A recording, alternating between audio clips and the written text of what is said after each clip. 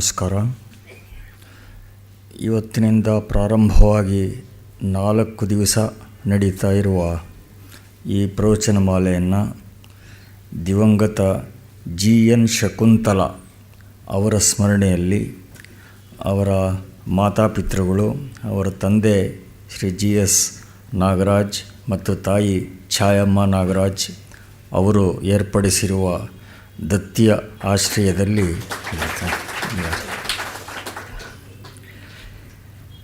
ಶಕುಂತಲಾ ಅವರು ಇಲ್ಲಿ 85ರಲ್ಲಿ ಸಂಖ್ಯಾಶಾಸ್ತ್ರದಲ್ಲಿ ಮಾಸ್ಟರ್ಸ್ ಪದವಿಯನ್ನು ಪಡೆದರು. ಇಸ್ರೋದಲ್ಲಿ ಅವರು ವಿಜ್ಞಾನಿಯಾಗಿ ಕೆಲಸ ಮಾಡ್ತಾಯಿದ್ದರು. ಅನಂತರ ಒಂದು ಬಹುರಾಷ್ಟ್ರೀಯ ಕಂಪನಿ ಸೇರಿದರು. 1998ರಲ್ಲಿ ಅಮೆರಿಕಕ್ಕೆ ಹೋದರು. ಅಲ್ಲಿ ಒಂದು ಕಾರ್ ಅಪಘಾತದಲ್ಲಿ 98 ಡಿಸೆಂಬರ್ 16 ಅವರು ತೀರಿಕೊಂಡರು.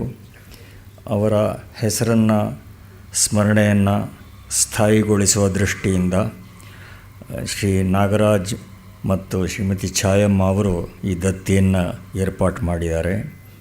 ಈ ದತ್ತಿಯ ಆಶ್ರಯದಲ್ಲಿ ಅನೇಕ ಸಾಮಾಜಿಕ, ಶೈಕ್ಷಣಿಕ, ಸಾಂಸ್ಕೃತಿಕ ಚಟುವಟಿಕೆಗಳಿಗೆ ನೆರವನ್ನು ಕೊಡ್ತಾ ಇದ್ದಾರೆ. ಅದೇ ಯೋಜನೆಯಂತೆ ಈ ಸಂಸ್ಥೆಯಲ್ಲೂ ಕೂಡ ಈ ಒಂದು ದತ್ತಿಯನ್ನು ಅವರು ಏರ್ಪಾಟು ಮಾಡಿದ್ದಾರೆ. ಕಳೆದ ವರ್ಷ ಕೂಡ ಈ ದತ್ತಿ ಇಲ್ಲಿ ಕಾರ್ಯಕ್ರಮ ನಡೆದಿತ್ತು. ಈ ವರ್ಷ ಅದೇ ಪ್ರಕಾರ ನಡೀತಾ ಇದೆ. ಈ ವರ್ಷದ ಈ ದತ್ತಿ ಉಪನ್ಯಾಸವನ್ನು ನಡೆಸ್ಕೊಡೋದಕ್ಕೆ ನಮಗೆಲ್ಲ ಪರಿಚಿತರೇ ಆದ ಡಾಕ್ಟರ್ S ರಂಗನಾಥ್ ದಯಮಾಡಿಸಿದ್ದಾರೆ. ಬೆಂಗಳೂರು ವಿಶ್ವವಿದ್ಯಾಲಯದ ಸಂಸ್ಕೃತ MA ತರಗತಿಯಲ್ಲಿ ಪ್ರಥಮ ಶ್ರೇಣಿ ಪ್ರಥಮ ರ್ಯಾಂಕ್ ಪಡೆದವರು. ಅವರಿಗೆ ಹಿರಿಯಣ್ಣ ಚಿನ್ನದ ಪದಕ ಮತ್ತು ಹೆಬ್ಬಾರ್ ಶ್ರೀವೈಷ್ಣವ ಸಭಾ ಚಿನ್ನದ ಪದಕ ಮೊದಲಾದ ಪ್ರಶಸ್ತಿಗಳು ಕೂಡ ಅವರಿಗೆ ದೊರೆತಿತ್ತು. ವೇದ ಧರ್ಮ ಪರಿಪಾಲನಾ ಸಭೆಯವರು ವೇದಭೂಷಣ ಅಂತ ಪ್ರಶಸ್ತಿಯನ್ನಿತ್ತು ಅವರನ್ನು ಗೌರವಿಸಿದ್ದಾರೆ. ಚಾಮರಾಜೇಂದ್ರ ಸಂಸ್ಕೃತ ಕಾಲೇಜಿನಿಂದ ಅದ್ವೈತ ವೇದಾಂತದಲ್ಲಿ ವಿದ್ವತ್ ಪದವಿಯನ್ನು ಪಡೆದಿದ್ದಾರೆ.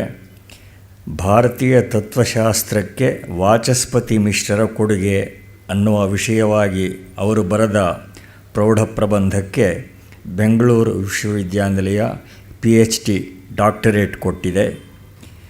ಅಮೆರಿಕನ್ ಬಯೋಗ್ರಾಫಿಕಲ್ ಇನ್ಸ್ಟಿಟ್ಯೂಟ್ ಇವರನ್ನು 1996ರಲ್ಲಿ ವರ್ಷದ ವ್ಯಕ್ತಿ ಅಂತ ಗುರುತಿಸಿತ್ತು. ಕಾಶಿಯ ಸಂಪೂರ್ಣಾನಂದ ಸಂಸ್ಕೃತ ವಿಶ್ವವಿದ್ಯಾಲಯ ಅದರಿಂದ ಇವರು ಸನ್ಮಾನಿತರಾಗಿದ್ದಾರೆ. ಇವರ ರಾಮಕೀರ್ತಿ ಮಹಾಕಾವ್ಯದ ಕನ್ನಡ ಅನುವಾದ ಥಾಯ್ಲೆಂಡ್ನಲ್ಲಿ ಅದರ ಬಿಡುಗಡೆ ಆಯಿತು. ಇದುವರೆಗೆ ಸುಮಾರು 40ಕ್ಕೂ ಹೆಚ್ಚು ಗ್ರಂಥಗಳನ್ನು, 100ಕ್ಕೂ ಹೆಚ್ಚು ಲೇಖನಗಳನ್ನು ಅವರು ಬರೆದಿದ್ದಾರೆ. 2005ರಲ್ಲಿ ಹಿಮಾಚಲ ಪ್ರದೇಶ ವಿಶ್ವವಿದ್ಯಾಲಯ ಆಧುನಿಕ ಸಂಸ್ಕೃತ ಸಾಹಿತ್ಯ ಒಂದು ವಿಮರ್ಶಾತ್ಮಕ ಅವಲೋಕನ ಅನ್ನುವ ಇವರ ಪ್ರೌಢ ಪ್ರಬಂಧಕ್ಕೆ D.Litt ಪದವಿಯನ್ನು ಕೊಟ್ಟಿದೆ. ಇದೀಗ ನಗರದ NMKRV ಕಾಲೇಜಿನ ಸಂಸ್ಕೃತ ವಿಭಾಗದ ಮುಖ್ಯಸ್ಥರಾಗಿದ್ದಾರೆ. ಭಾರತ ಸರ್ಕಾರದಿಂದ ಮಧುರಾಂತಕಂ ಅಹೋಬಲ ಮಠದ ಆದರ್ಶ ಸಂಸ್ಕೃತ ಮಹಾವಿದ್ಯಾಲಯಕ್ಕೆ ಸದಸ್ಯರಾಗಿ ನೇಮಕರಾಗಿದ್ದಾರೆ.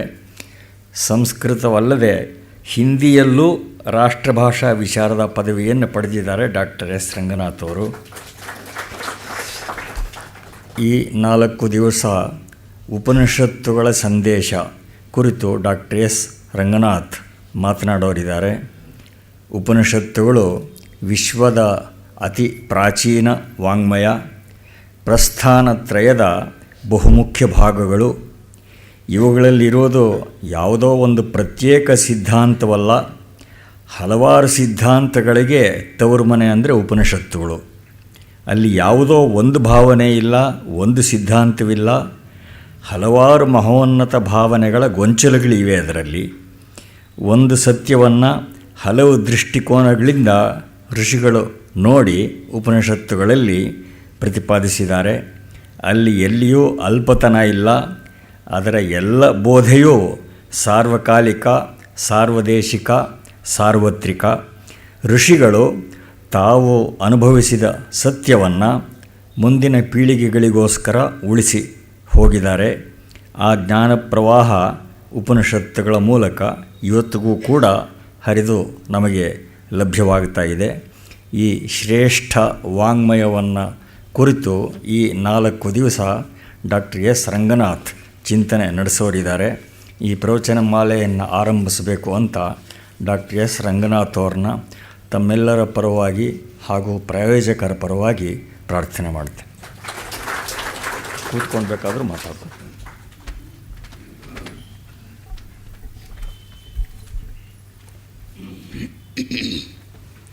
ಓಂ ನಮೋ ಬ್ರಹ್ಮಾದಿಭ್ಯೋ ಬ್ರಹ್ಮವಿದ್ಯಾ ಸಂಪ್ರದಾಯಕರ್ತೃಭ್ಯೋ ವಂಶಋಷಿಭ್ಯೋ ಮಹದ್ಭ್ಯೋ ನಮೋ ಗುರುಭ್ಯಃ. ಸರ್ವೋಪಪ್ಲವರಹಿತಪ್ರಜ್ಞಾನಘನಪ್ರತ್ಯಗರ್ಥೋ ಬ್ರಹ್ಮೈವಾಹಮಸ್ಮಿ. ಓಂ ನಾರಾಯಣಂ ಪದ್ಮಭಂ ವಸಿಷ್ಠಂ ಶಕ್ತಿಂ ಚ ತತ್ಪುತ್ರಪರಾಶರಂ ಚ ವ್ಯಾಸಂ ಶುಕಂ ಗೌಡಪದಂ ಮಹಾಂತಂ ಗೋವಿಂದಯೋಗೀಂದ್ರಮಥಾಸ್ಯ ಶಿಷ್ಯಂ ಶ್ರೀಶಂಕರಾಚಾರ್ಯಮಥಾಸ್ಯ ಪದ್ಮಪಾದಂಚ ಹಸ್ತಾಮಲಕಂಚ ಶಿಷ್ಯಂ ತಂತ್ರೋಟಕಂ ವಾರ್ತಿಕಕಾರಮನ್ಯಾನಸ್ಮದ್ಗುರೂನ್ ಸಂತತಮಾಗತೋಸ್ಮಿ. ಶ್ರುತಿಸ್ಮೃತಿಪುರಾಣಾನಾಮಾಲಯಂ ಕರುಣಾಲಯಂ ನಮಾಮಿ ಭಗವತ್ಪಾದಶಂಕರಂ ಲೋಕಶಂಕರಂ. ಶಂಕರಂ ಶಂಕರಾಚಾರ್ಯಂ ಕೇಶವಂ ಬಾದರಾಯಣಂ ಸೂತ್ರಭಾಷ್ಯಕೃತೌ ವಂದೇ ಭಗವಂತೌ ಪುನಃ ಪುನಃ. ಈಶ್ವರೋ ಗುರುರಾತ್ಮೇತಿ ಮೂರ್ತಿಭೇದವಿಭಾಗಿನೇ ವ್ಯೋಮವದ್ವ್ಯಾಪ್ತದೇಹಾಯ ದಕ್ಷಿಣಾಮೂರ್ತಯೇ ನಮಃ. ಪರಮಪೂಜ್ಯರು ಹಿರಿಯರು ಆದಂತಹ ಸನ್ಮಾನ್ಯ ಶ್ರೀ ಎಸ್ ಆರ್ ರಾಮಸ್ವಾಮಿಯವರೇ, ಸನ್ಮಿತ್ರ ರಾಮು ಅವರೇ, ಇಲ್ಲಿ ನೆರೆದಿರತಕ್ಕಂತಹ ಆಸ್ತಿಕ ಮಹನೀಯರೇ ಮತ್ತು ತಾಯಂದಿರೇ, ವಿಶೇಷವಾಗಿ ಈ 4 ದಿನಗಳ ಕಾರ್ಯಕ್ರಮವನ್ನು ಪ್ರಾಯೋಜನೆ ಮಾಡಿರತಕ್ಕಂತಹ ಗಣ್ಯರೇ, ಉಪನಿಷತ್ತಿನ ಸಂದೇಶವನ್ನು ಕುರಿತು ಯಥಾಶಕ್ತಿ ಯಥಾಮತಿ ಕೆಲವು ಮುಖ್ಯ ಅಂಶಗಳನ್ನು ತಮ್ಮೊಡನೆ ಹಂಚಿಕೊಳ್ಳೋದಕ್ಕೆ ನಾನು ಉದ್ಯುಕ್ತನಾಗಿದ್ದೇನೆ. ವೇದ ಎಂಬತಕ್ಕಂಥದ್ದು ಅಪೌರುಷೇಯ. ನಮ್ಮ ಭಾರತೀಯ ಪರಂಪರೆಯಲ್ಲಿ ವೇದಕ್ಕೆ ವಿಶಿಷ್ಟವಾಗಿರತಕ್ಕಂತಹ ಸ್ಥಾನವಿದೆ. ಯಾವ ಒಬ್ಬ ಪುರುಷನಿಂದಲೂ ಕೂಡ ನಿರ್ಮಿತವಾಗದೇ ಇದ್ದಿರೋದ್ರಿಂದಲೇ ಇದು ಅಪೌರುಷೇಯ. ಋಷಿಗಳು ತಮ್ಮ ತಪಶಕ್ತಿಯಿಂದ ಕಂಡುಕೊಂಡಂತಹ ಅರಿತಂತಹ ಜ್ಞಾನ ಭಂಡಾರವಾದ್ದರಿಂದಲೇ ಇದಕ್ಕೆ ಅಪೌರುಷೇಯ ಎಂಬತಕ್ಕಂಥ ಹೆಸರು ಶಾಶ್ವತವಾಗಿ ಉಳಿದಿದೆ. ವಿದುಜ್ಞಾನೆ, ವಿದಲ್ರು ಅವಬೋಧನೆ ಎಂಬತಕ್ಕಂಥ ಧಾತುವಿಂದ ವೇದ ಎಂಬತಕ್ಕಂಥ ಶಬ್ದ ಬಳಕೆಯಲ್ಲಿದೆ. ಅರಿಯುವುದು, ತಿಳಿಯುವುದು, ಅನುಭವಿಸುವುದು, ಪಡೆಯುವುದು ಎಂಬತಕ್ಕಂತಹ ವಿವಿಧ ಅರ್ಥಕೋನಗಳಿಂದ ವೇದ ಎಂಬತಕ್ಕಂಥ ಶಬ್ದ ಬಳಕೆಯಲ್ಲಿದೆ. ಇಷ್ಟವಾದದ್ದನ್ನು ಪಡೆಯೋದಕ್ಕೆ, ಅನಿಷ್ಟವಾದದ್ದನ್ನು ನಿವಾರಣೆ ಮಾಡಿಕೊಳ್ಳೋದಕ್ಕೆ ಒದಗಿಸಿಕೊಟ್ಟಿರತಕ್ಕಂತಹ ಅಲೌಕಿಕವಾದ ಗ್ರಂಥಗಳು ವೇದಗಳು ಎಂಬುದಾಗಿ 4 ವೇದಗಳಿಗೂ ಭಾಷ್ಯವನ್ನು ಅನುಗ್ರಹಿಸಿರ್ತಕ್ಕಂತಹ ಸಾಯಣಾಚಾರ್ಯರು ಋಗ್ಭಾಷ್ಯ ಭೂಮಿಕೆಯಲ್ಲಿ ಸ್ಪಷ್ಟೀಕರಿಸ್ತಾರೆ. ಇಷ್ಟ ಪ್ರಾಪ್ತಿ ಅನಿಷ್ಟ ಪರಿಹಾರಯೋ ಅಲೌಕಿಕಂ ಉಪಾಯಂ ಯೋ ಗ್ರಂಥಃ ವೇದಯತಿ ಸಹ ವೇದಃ ಎಂಬುದಾಗಿ. ನಮಗೆಲ್ರಿಗೂ ಕೂಡ ಇಷ್ಟವಾದದ್ದು ಬೇಕು, ಅನಿಷ್ಟವಾದದ್ದು ನಿವಾರಣೆ ಆಗಬೇಕು ಅನ್ನೋದು ಸಾಮಾನ್ಯವಾಗಿರ್ತಕ್ಕಂತಹ ಕಾಳಜಿ.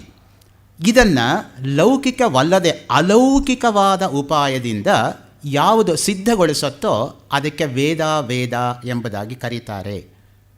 ಆಪಸ್ತಂಭ ಮಹರ್ಷಿಗಳು ಮಂತ್ರ ಬ್ರಾಹ್ಮಣಯೋ ವೇದನಾಮಧೇಯಂ ಎಂಬುದಾಗಿ ವೇದ ಶಬ್ದಕ್ಕೆ ವ್ಯಾಖ್ಯಾನವನ್ನು ನೀಡಿದ್ದಾರೆ.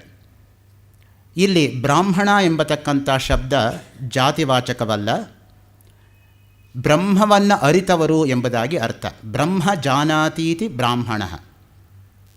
ಈ ದೃಷ್ಟಿಯಿಂದ ಮಂತ್ರಗಳಿಗೆ ಮತ್ತು ವಿಶಿಷ್ಟವಾಗಿ ಯಜ್ಞಯಾಗಾದಿಗಳನ್ನು ನಡೆಸೋದಕ್ಕೆ ಇದ್ದಂತಹ ಕೂಲಂಕಷವಾದ ಗದ್ಯರೂಪಾತ್ಮಕವಾದ ವಿವರಣಾತ್ಮಕ ಗ್ರಂಥಗಳಿಗೆ ಬ್ರಾಹ್ಮಣಗಳು ಅಂತ ಕರೀತಕ್ಕಂಥದ್ದು.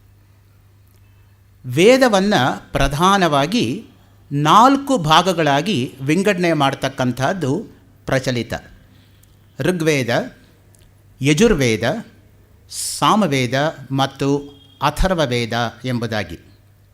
ಮತ್ತೆ ಪ್ರತಿಯೊಂದು ವೇದದಲ್ಲೂ ಕೂಡ 4 ಭಾಗ: ಸಂಹಿತ, ಬ್ರಾಹ್ಮಣ, ಆರಣ್ಯಕ ಮತ್ತು ಉಪನಿಷತ್ ಎಂಬುದಾಗಿ. ಋಗ್ವೇದೇನ ಹೋತ, ಯಜುರ್ವೇದೇನ ಅಧ್ವರ್ಯು, ಸಾಮವೇದೇನ ಉದ್ಗಾತ, ಅಥರ್ವೈವ ಬ್ರಹ್ಮ ಎಂಬತಕ್ಕಂಥ ಮಾತಿನಿಂದ ಋಗ್ವೇದವನ್ನು ಪಠಣ ಮಾಡತಕ್ಕಂಥವನಿಗೆ ಹೋತೃ ಎಂಬುದಾಗಿ ಕರೀತಾರೆ. ಯಾವುದೇ ಒಂದು ಯಜ್ಞ ಆಗಬೇಕಾದರೂ ಕೂಡ 4 ಜನರು ಕೂಡ ಸಹಕರಿಸಿ ಸಂಭೂಯ ಸಮುತ್ಥಾನವನ್ನು ಮಾಡಿದ್ರೇ ಒಂದು ಯಜ್ಞ ಯಾಗ ಎಂಬತಕ್ಕಂಥದ್ದು ಸಾಂಗವಾಗಿ ನೆರವೇರೋದಕ್ಕೆ ಸಾಧ್ಯ. ಋಗ್ವೇದವನ್ನು ಪಠಣ ಮಾಡ್ತಕ್ಕಂಥವನಿಗೆ ಹೋತೃ ಎಂಬುದಾಗಿ ಕರೀತಾರೆ. ಸಮಸ್ತವಾಗಿರ್ತಕ್ಕಂಥ ಋಗ್ವೇದದಲ್ಲಿ 8 ಅಷ್ಟಕಗಳು, 10 ಮಂಡಲಗಳು, 10,552 ಮಂತ್ರಗಳು, 52 ಗಂಟೆ ಪಠಣ. ಒಂದು ಸಲ ಋಗ್ವೇದವನ್ನು ಬಾಯಲ್ಲಿ ಹೇಳಬೇಕಾದ್ರೆ. ಅಗ್ನಿಮೀಳೆ ಪುರೋಹಿತಂ ಯಜ್ಞಸ್ಯ ದೇವಮೃತ್ವಿಜಂ ಹೋತಾರಂ ರತ್ನಧಾತಮಂ ಅಗ್ನಿಪೂರ್ವೇ ವಿರುಷಿಭಿರೀಢ್ಯೋ ನೂತನೈರುತ ಸ ದೇವಂ ಯೇಹ ವಕ್ಷತಿ ಅಗ್ನಿನಾರಯಮಶ್ನವತ್ಪೌಷಮೇವ ದಿವೇ ದಿವೇ ಯಶಸಂ ಭೀರವತ್ತಮಂ ಅಗ್ನೇಯಂ ಯಜ್ಞಮಧ್ವರಂ ವಿಶ್ವತಃ ಪರಿಭೂರಸಿ ಸ ಯದ್ದೇವೇಷು ಗಚ್ಚತಿ ಅಗ್ನಿರ್ಹೋತಾ ಕವಿಕ್ರತುಃ ಸತ್ಯಶ್ಚಿತ್ರಶ್ರವಸ್ತಮಃ ದೇವೋ ದೇವೇಭಿರಾಗಮತ್ ಯದಂಗದಾಶುಷೇ ತ್ವಮಗ್ನೇ ಭದ್ರಂ ಕರಿಷ್ಯಸಿ ತವೇತ್ತತ್ ಸತ್ಯಮಂಗಿರಃ ಉಪತ್ವಾಗ್ನೇ ದಿವೇ ದಿವೇ ದೋಷಾವಸ್ತರ್ಧಿಯ ವಯಂ ನಮೋ ಭರಂತಯೇಮಸಿ ರಾಜಂತಮಧ್ವರಾಣಾಂ ಗೋಪಾಮೃತಸ್ಯ ದೀದಿವಿಂ ವರ್ಧಮಾನಂ ಸ್ವೇದಮೇ ಸನಪ್ಪಿತೇವ ಸೂನವೇಗ್ನೇ ಸೂಪಾಯನೋ ಭವ ಸಚಸ್ವಾನ ಸ್ವಸ್ತಯೇ. ಇದು ಮೊದಲನೇ ಸೂಕ್ತ. ಈ ತರಹ 1028 ಸೂಕ್ತಗಳು, 10,552 ಮಂತ್ರಗಳು, 8 ಅಷ್ಟಕಗಳು, 10 ಮಂಡಲಗಳು, ಒಟ್ಟು 52 ಗಂಟೆ ಪಾರಾಯಣ. ಈಗ ನಾನು ಶುರು ಮಾಡಿದರೆ ಆಚೆ ನಾಳಿದ್ದ ಬೆಳಗ್ಗೆ ಮುಗಿಸ್ಬೋದು ಒಂದು ಸಲ ಪಾರಾಯಣ. 52 ಗಂಟೆ. ಬೆಂಗಳೂರಿಂದ ಸಿಮ್ಲಾಗೆ ಪ್ರಯಾಣ ಮಾಡಿದರೆ 52 ಗಂಟೆ ಆಗುತ್ತೆ ಟ್ರೈನಲ್ಲಿ. ಬೆಂಗಳೂರಿಂದ ಡೆಲ್ಲಿ, ಡೆಲ್ಲಿಯಿಂದ ಓಲ್ಡ್ ಡೆಲ್ಲಿ, ಓಲ್ಡ್ ಡೆಲ್ಲಿಯಿಂದ ಕಾಲ್ಕಾ, ಕಾಲ್ಕಾಯಿಂದ ಸಿಮ್ಲಾ, 52 ಗಂಟೆ ಪಾರಾಯಣ. ಸುಮ್ಮನೆ ಒಂದು ಸಲ ಪಾರಾಯಣ ಮಾಡ್ಕೊಂಡ್ಬಿಟ್ರೆ ಸಿಮ್ಲಾಲ್ಲಿ ಇಳ್ಕೊಂಡ್ಬಿಡ್ಬೋದು, ಯಾರ ತಂಟೆನೂ ಬೇಕಾಗಿಲ್ಲ. ನಮ್ಮ ಪಾಡಿಗೆ ನಮ್ಮನ್ನು ಬಿಟ್ಬಿಟ್ರೆ ಸಾಕಪ್ಪ ಅನ್ಸುತ್ತೆ ಎಷ್ಟೋ ಸಲ. ಸೊ ಆ ದೃಷ್ಟಿಯಿಂದ ಏನೋ ಒಂದು 8-10 ಸಲ ನಾನು ಮಾಡಿರೋದ್ರಿಂದ ಹೊತ್ತು ಇರೋದಿಲ್ಲ, ಹೊತ್ತು ಹೋಗಲ್ಲ ಅಂತ ಕೆಲವರು ಹೇಳ್ತಾರೆ. ಇನ್ನು ಕೆಲವು ಹೊತ್ತು ಇರೋಲ್ಲ, ಅದು ಬಂದಿರತಕ್ಕಂಥ ತೊಂದರೆ.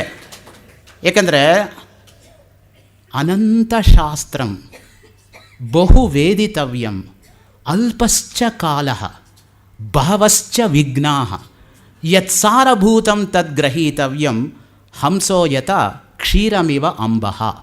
ಅದಕ್ಕೆ ಮಾತು ಹೇಳಿರೋದು ಅನಂತ ಶಾಸ್ತ್ರಂ. ನಾವು ತಿಳ್ಕೋಬೇಕಾಗಿರೋ ಶಾಸ್ತ್ರ ಅನಂತವಾಗಿದೆ. ಒಂದು ಜನ್ಮದಲ್ಲಿ ಒಂದು ಶಾಸ್ತ್ರ ಅರಗಿಸ್ಕೊಳ್ಳೋಕ್ಕೆ ನಮ್ಮ ಕೈಯಲ್ಲಾಗಲ್ಲ. 100 ವರ್ಷ ಬದುಕಿದ್ದು ಪ್ರತಿನಿತ್ಯವೂ 16 ಗಂಟೆ ಓದಿದರೂ ಕೂಡ ಹುಟ್ಟಿದಾಗಲಿಂದ ಸಾಯೋ ತನಕ 36,625 ಪುಸ್ತಕಕ್ಕಿಂತ ಜಾಸ್ತಿ ಒಂದು ಜೀವಮಾನದಲ್ಲಿ ಒಬ್ಬ ಓದೋಕ್ಕಾಗಲ್ಲ. ಹೀಗಿರೋವಾಗ ಏನು ನಾನು ಓದಿದ್ದೀನಿ ಅಂತ ನಾನು ಹೇಳ್ಕೊಳ್ಬೇಕು ಹೆಮ್ಮೆಯಿಂದ? ಓದಬೇಕಾಗಿರೋದು ಬೆಟ್ಟದ ಆಕಾರದಲ್ಲಿದೆ. ನಾನು ಓದಿರ್ತಕ್ಕಂಥದ್ದು ಒಂದು ಹುಲ್ಲುಕಡ್ಡಿ ಕೂಡ ಅಲ್ಲ. ಆ ಹುಲ್ಲುಕಡ್ಡಿಗೆ ಆಮೇಲೆ ಬರ್ತೀನಿ, ಕೇನೋಪನಿಷತ್ ಬಗ್ಗೆ ತೆಗೆದುಕೊಳ್ಳೋವಾಗ, ಈಗ ಬೇಡ. ಯಾತಕ್ಕೆ ಹೇಳ್ತಾ ಇದ್ದೀನಿ ಅಂದರೆ, ಒಂದು ಋಗ್ವೇದದಲ್ಲಿ ಅಷ್ಟು ಸಾರ ಇದೆ. ಎರಡನೇದು ಯಜುರ್ವೇದ. ಯಜುರ್ವೇದ ಯಜ್ಞಯಾಗಾದಿಗಳು ಮಾಡೋದಕ್ಕೇ ಮೀಸಲಾಗಿರ್ತಕ್ಕಂಥ ವೇದ ಅಂತ ನಮ್ಮಲ್ಲಿರೋದು. ಕರ್ಮಕಾಂಡ ಜಾಸ್ತಿ ಇರೋದರಿಂದ ಈ ಯಜುರ್ವೇದವನ್ನು ಮತ್ತೆ ಇಬ್ಬಾಗವಾಗಿ ವಿಂಗಡಣೆ ಮಾಡ್ತಾರೆ. ಶುಕ್ಲ ಯಜುರ್ವೇದ ಮತ್ತು ಕೃಷ್ಣ ಯಜುರ್ವೇದ ಅಂತ. ಆಮೇಲೆ ಮೂರನೇದು ಸಾಮವೇದ. ಸಾಮವೇದ ಅತ್ಯಂತ ಇಂಪಾಗಿರ್ತಕ್ಕಂಥ ವೇದ. ವೇದಾನಾಂ ಸಾಮವೇದೋಸ್ಮಿ. ಕೃಷ್ಣ ಪರಮಾತ್ಮನೇ ಭಗವದ್ಗೀತೆಯಲ್ಲಿ ಅಪ್ಪಣೆ ಕೊಡಿಸಿದ್ದಾನೆ, ವೇದಗಳಲ್ಲೆಲ್ಲ ನಾನೇ ಸಾಮವಾಗಿದ್ದೀನಿ. ಸಾಮವೇದವನ್ನು ಸರಿಯಾಗಿ ಪಾಠ ಮಾಡ್ತಕ್ಕಂಥವರಿಗೆ ಶಾಸ್ತ್ರೀಯ ಸಂಗೀತ ಬಹಳ ಸುಲಭ. ಶಾಸ್ತ್ರೀಯ ಸಂಗೀತದ ಸ್ವರಗಳ ಮೇಲೆ ಹಿಡಿತಾ ಇರೋವರಿಗೆ ಸುಗಮ ಸಂಗೀತ ಬಹಳ ಸುಲಭ. ಸಂಸ್ಕೃತ ವ್ಯಾಕರಣ ಅಂತಲೇ ಕ್ಯಾಕರ್ಣ ಅನ್ನೋ ಕಾಲದಲ್ಲಿ ಸಂಸ್ಕೃತ ವ್ಯಾಕರಣದ ಬಗ್ಗೆ ಹಿಡ್ತಾ ಇರೋವನಿಗೆ ಜರ್ಮನ್ ವ್ಯಾಕರಣ ಸುಲಲಿತ.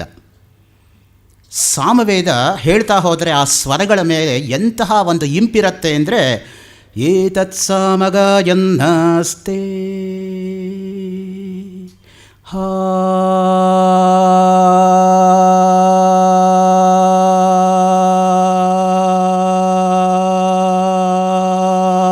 ಊಹಾ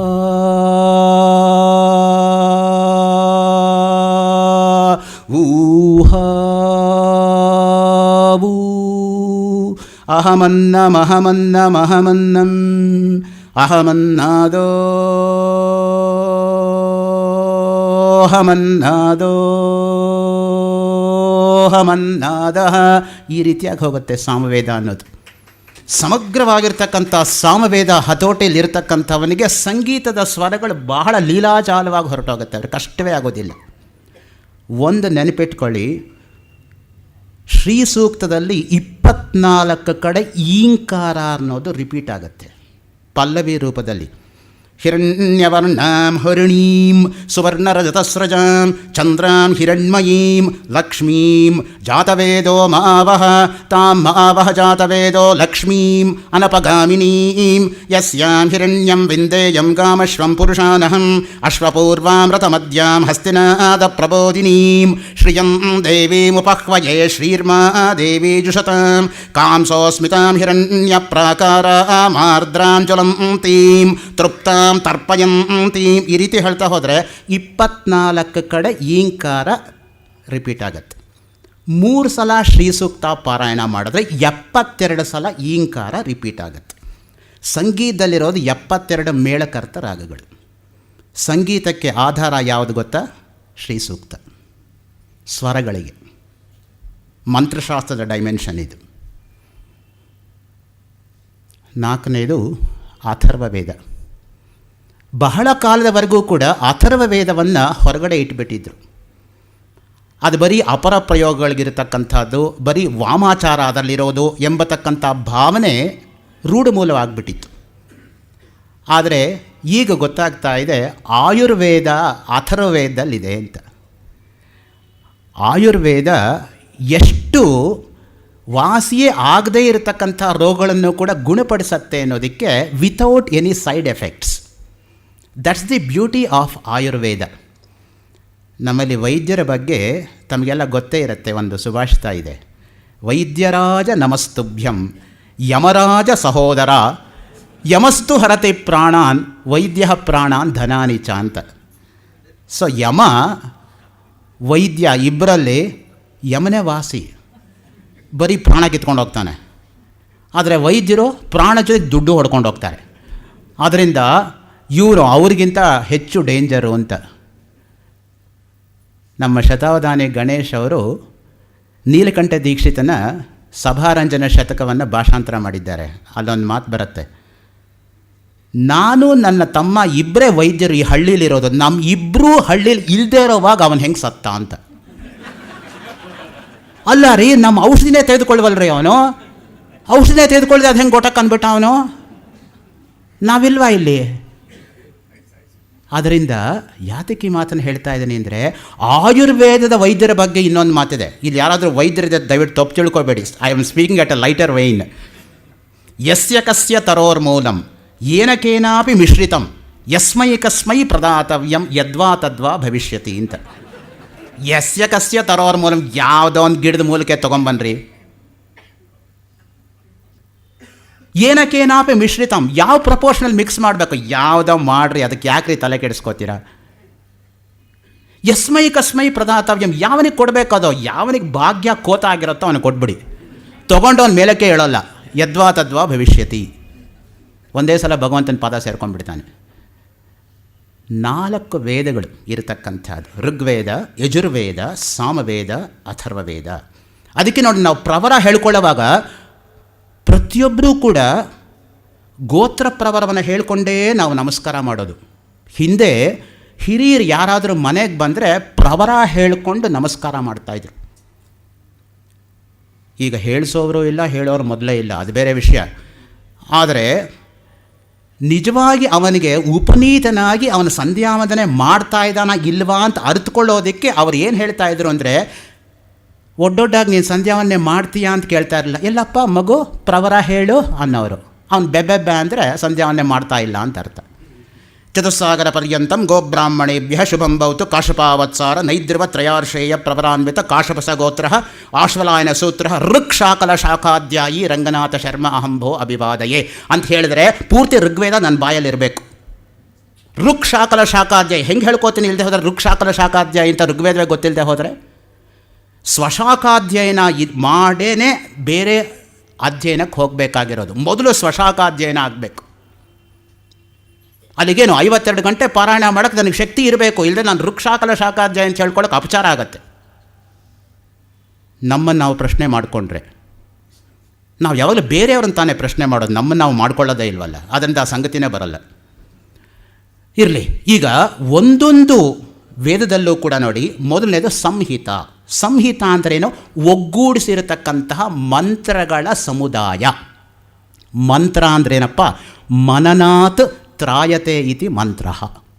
ಯಾವುದು ನಮ್ಮನ್ನು ಕಾಪಾಡುತ್ತೋ, ಯಾವುದನ್ನು ಯಾವಾಗಲೂ ನಾವು ಪಾರಾಯಣ ಮಾಡಬೇಕೋ, ಅದು ಮಂತ್ರಕ್ಕಿರ್ತಕ್ಕಂಥ ಶಕ್ತಿ.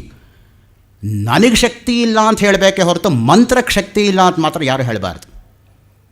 ಯಾವತ್ತೂ ಮಂತ್ರ ಸರಿಯಾಗಿರೋರು ಹೇಳಿದ್ರೆ ನಡೆದೇ ನಡೆಯುತ್ತೆ, ಇವತ್ತು ನಡೆಯುತ್ತೆ, ಮುಂದೆನೂ ನಡೆಯುತ್ತೆ. ಆ ಒಂದು ವಿಶ್ವಾಸ ಇರಬೇಕು ನಮ್ಮಲ್ಲಿ.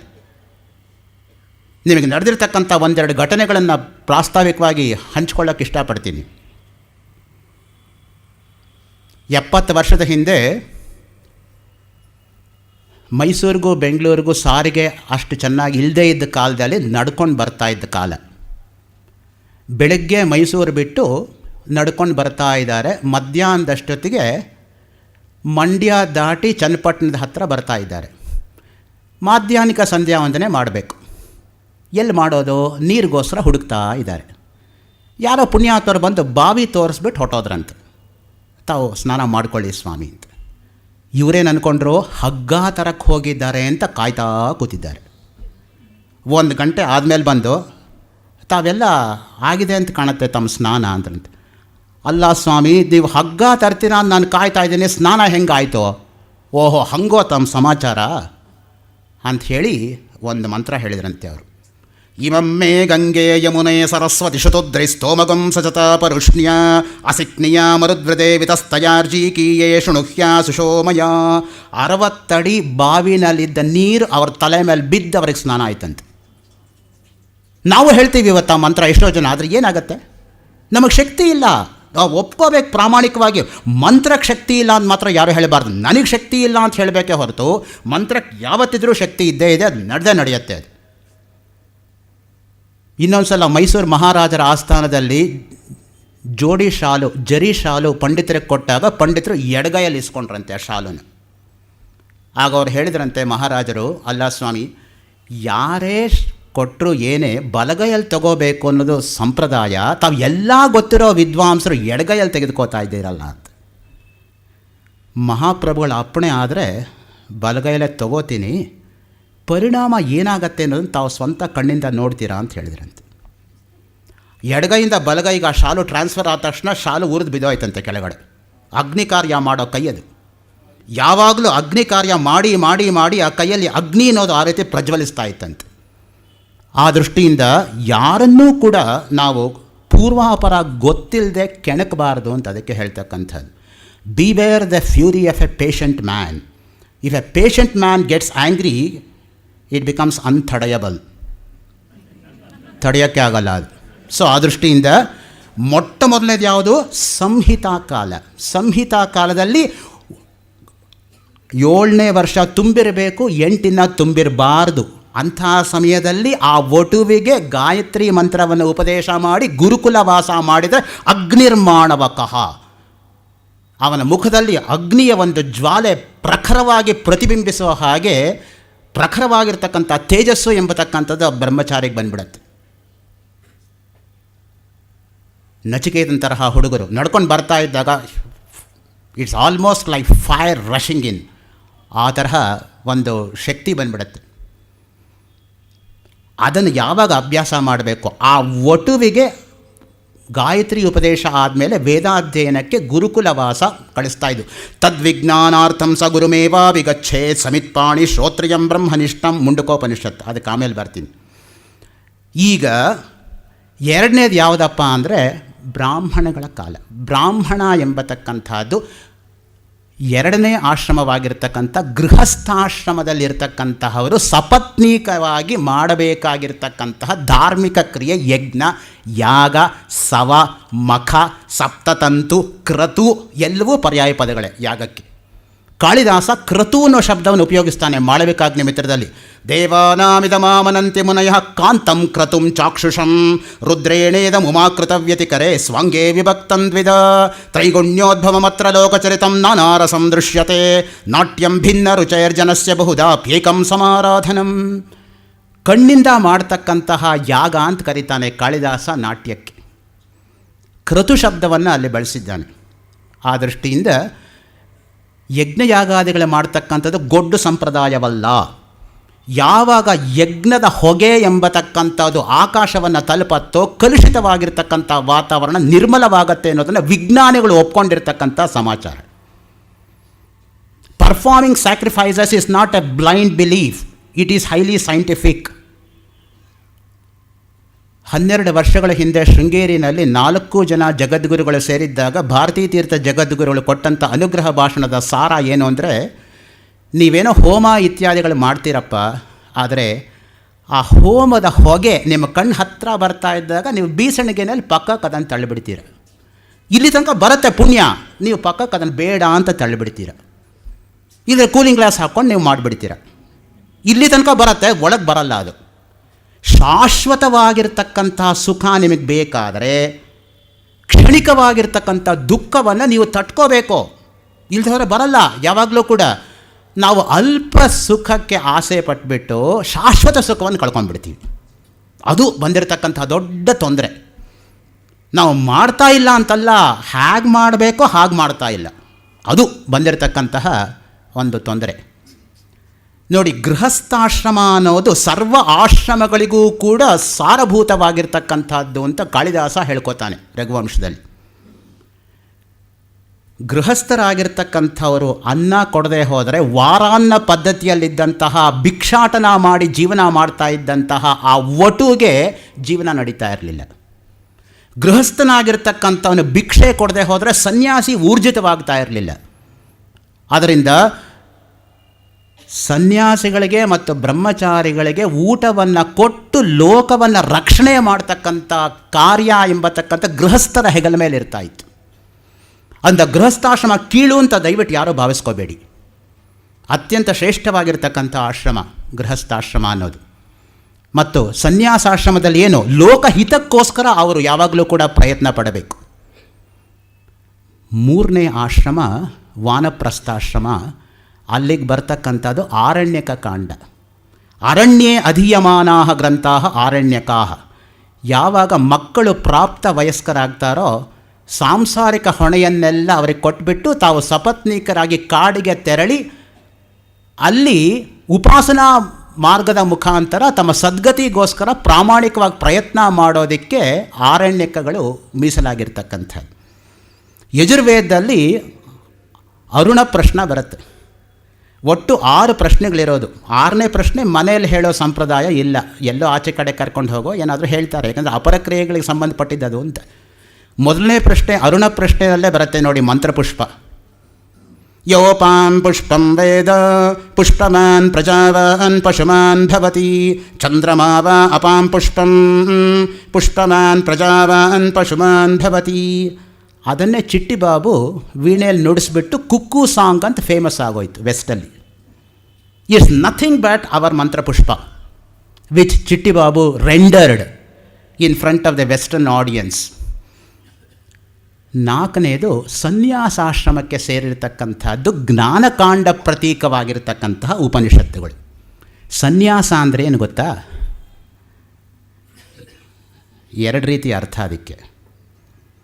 ಕಾಷಾಯ ವಸ್ತ್ರ ಧರಿಸಿರೋರು ಸನ್ಯಾಸಿಗಳು ಅಂತ ಒಂದು ಅರ್ಥ ಆದರೆ, ಅಹಂಕಾರ ಮಮಕಾರಗಳನ್ನು ಗೆದ್ದಿರೋರು ಸನ್ಯಾಸಿಗಳು ಅಂತ 2ನೇ ಅರ್ಥ. ಈಗ ಬಹುತೇಕ ಮೊದಲನೇ ಅರ್ಥ ಉಳ್ಕೊಂಡಿದೆಯೇ ಹೊರತು 2ನೇ ಅರ್ಥ ಅಷ್ಟು ಕಾಣ್ತಾ ಇಲ್ಲ ಪ್ರಪಂಚದಲ್ಲಿ. ಅದಕ್ಕೆ ಶಂಕರ ಭಗವತ್ಪಾದಾಚಾರ್ಯರು ಜಟಿಲೋ ಮುಂಡಿ ಲುಂಛಿತ ಕೇಶಃ ಕಾಷಾಯಾಂಬರ ಬಹುಕೃತ ವೇಷಃ ಪಶ್ಯನ್ನಪಿ ಚ ನ ಪಶ್ಯತಿ ಮೂಢಃ ಉದರ ನಿಮಿತ್ತಂ ಬಹುಕೃತ ವೇಷಃ. ಅದಕ್ಕೆ ಮಾತು ಹೇಳಿದ್ರು, ಹೊಟ್ಟೆ ಪಾಡ್ಗಾಡೋ ನಾಟಕ ಸಾಕು ಕೂತ್ಕೊಳ್ರಿ ಸುಮ್ಮನೆ. ಯಾಕ್ರಿ ಜನಕ್ಕೆ ಮೋಸ ಮಾಡ್ತಾ ಇದ್ದೀರಾ, ಯಾಕ್ರಿ ಅವ್ರ ಕಣ್ಣಿಗೆ ಮನ್ನೇರಿಸ್ತಾ ಇದ್ದೀರಾ ಏನೇನೋ ಹೇಳ್ಕೊಂಡು. ಅದಕ್ಕೆ ಸ್ವಯಂ ಸನ್ಯಾಸಿಗಳಾಗಿರ್ತಕ್ಕಂಥ ರಂಗಪ್ರಿಯ ಸ್ವಾಮಿಗಳ ಮಾತಲ್ಲೇ ಹೇಳೋದಾದರೆ, ಸನ್ಯಾಸ ತೊಗೊಂಡ್ಬಿಡ್ತಾ ಇದ್ದೀನಿ, ಮನೆ ಕಡೆ ಜೋಪಾನ ಅಂತ. ಇನ್ನು ಮನೆ ಕಡೆ ಜೋಪಾನ ಅನ್ನೋ ಬುದ್ಧಿನೇ ಹೋಗದೆ ಹೋದ್ರೆ ಏನು ಸನ್ಯಾಸ ತೊಗೊಂಡ್ಬಿಡೋದು? ಸನ್ಯಾಸ ಅಂದರೆ ಬಿಡೋದಪ್ಪ, ತಗೊಳ್ಳೋದಲ್ಲ. ನ್ಯಾಸ ಶಬ್ದಕ್ಕೆ ಏನು ಅರ್ಥ? ನ್ಯಾಸ ಏವ ತ್ಯರೇಚಯತ್, ಮಹಾನಾರಾಯಣ ಉಪನಿಷತ್ತು. ನ್ಯಾಸ ಅಂದರೆ ಬಿಡುವುದು ಅನ್ನೋ ಅರ್ಥದಲ್ಲಿ ಇರತಕ್ಕಂಥದ್ದು. ಮನುಸ್ಮೃತಿ ಮೇಲೆ ಕುಲ್ಲೂಕ ಭಟ್ಟ ವ್ಯಾಖ್ಯಾನ ಮಾಡ್ತಾ ಹೇಳ್ತಾನೆ, ಅಹಂಕಾರ ಮಮಕಾರ ತ್ಯಾಗ ಏವ ಸನ್ಯಾಸ ನತು ಕಾಷಾಯ ವಾಸಃ. ಇದು ಕುಲ್ಲೂಕ ಭಟ್ಟನ ವ್ಯಾಖ್ಯಾನ. ಬರೀ ಕಾಷಾಯ ಹಾಕೊಂಡ್ಬಿಟ್ರೆ ಸನ್ಯಾಸಿ ಅಲ್ಲ, ಅಹಂ ಮಮ 2 ಬಿಟ್ಟಿರಬೇಕು ಅವನು ಅಂತ. ಅಷ್ಟು ಸುಲಭವಾಗಿ ಬಿಟ್ಬಿಡೋಕ್ಕಾಗತ್ತಾ? ನಾನು ನನ್ನದು ಬಂದ್ಬಿಡತ್ತೆ ನೋಡಿ. ಅದಕ್ಕೆ ಪಾಪ ಕನಕದಾಸರು ಹೇಳಿದರೆ, ನಾನು ಹೋದರೆ ಹೋದೇನೋ ಅಂತ ಎಲ್ಲರೂ ಅವ್ರ ಮೇಲೆ ಬಿದ್ದರಂತೆ, ಈ ಕುರುಬಾ ಹೋಗ್ತಾನೆ ಅಂತ. ಅವ್ರು ಹೇಳಿದ್ದೇನು ಪಾಪ? ನಾನು ಅಂದರೆ ನನ್ನಲ್ಲಿರೋ ಅಹಂ, ಆ ನಾನೂ ಎಂಬತಕ್ಕಂತಹ ಕುರುಡುತನ ಹೋದರೆ ನಾನು ಹೋಗ್ತೀನಿ ಅಂತ ಅವ್ರು ಹೇಳಿದ್ದು. ಎಲ್ರಿಗೂ ಆ ಮಟ್ಟದಲ್ಲಿ ಅರ್ಥ ಆಗಬೇಕಲ್ಲ. ಅವ್ರ ಮಟ್ಟವೇ ಬೇರೆ, ನಮ್ಮ ಮಟ್ಟವೇ ಬೇರೆ. ಅದಕ್ಕೆ ಹೇಳೋದು, ಅವ್ರ ಲೆವೆಲಲ್ರಿ ನಮ್ಮ ಲೆವೆಲ್ ಅಲ್ರಿ, ಲೆವೆಲಲ್ಲಿ ಮಾತಾಡ್ತಾರೆ ಅವರು ಅಂತ. ಸೊ ಆ ದೃಷ್ಟಿಯಿಂದ ಕಷ್ಟ.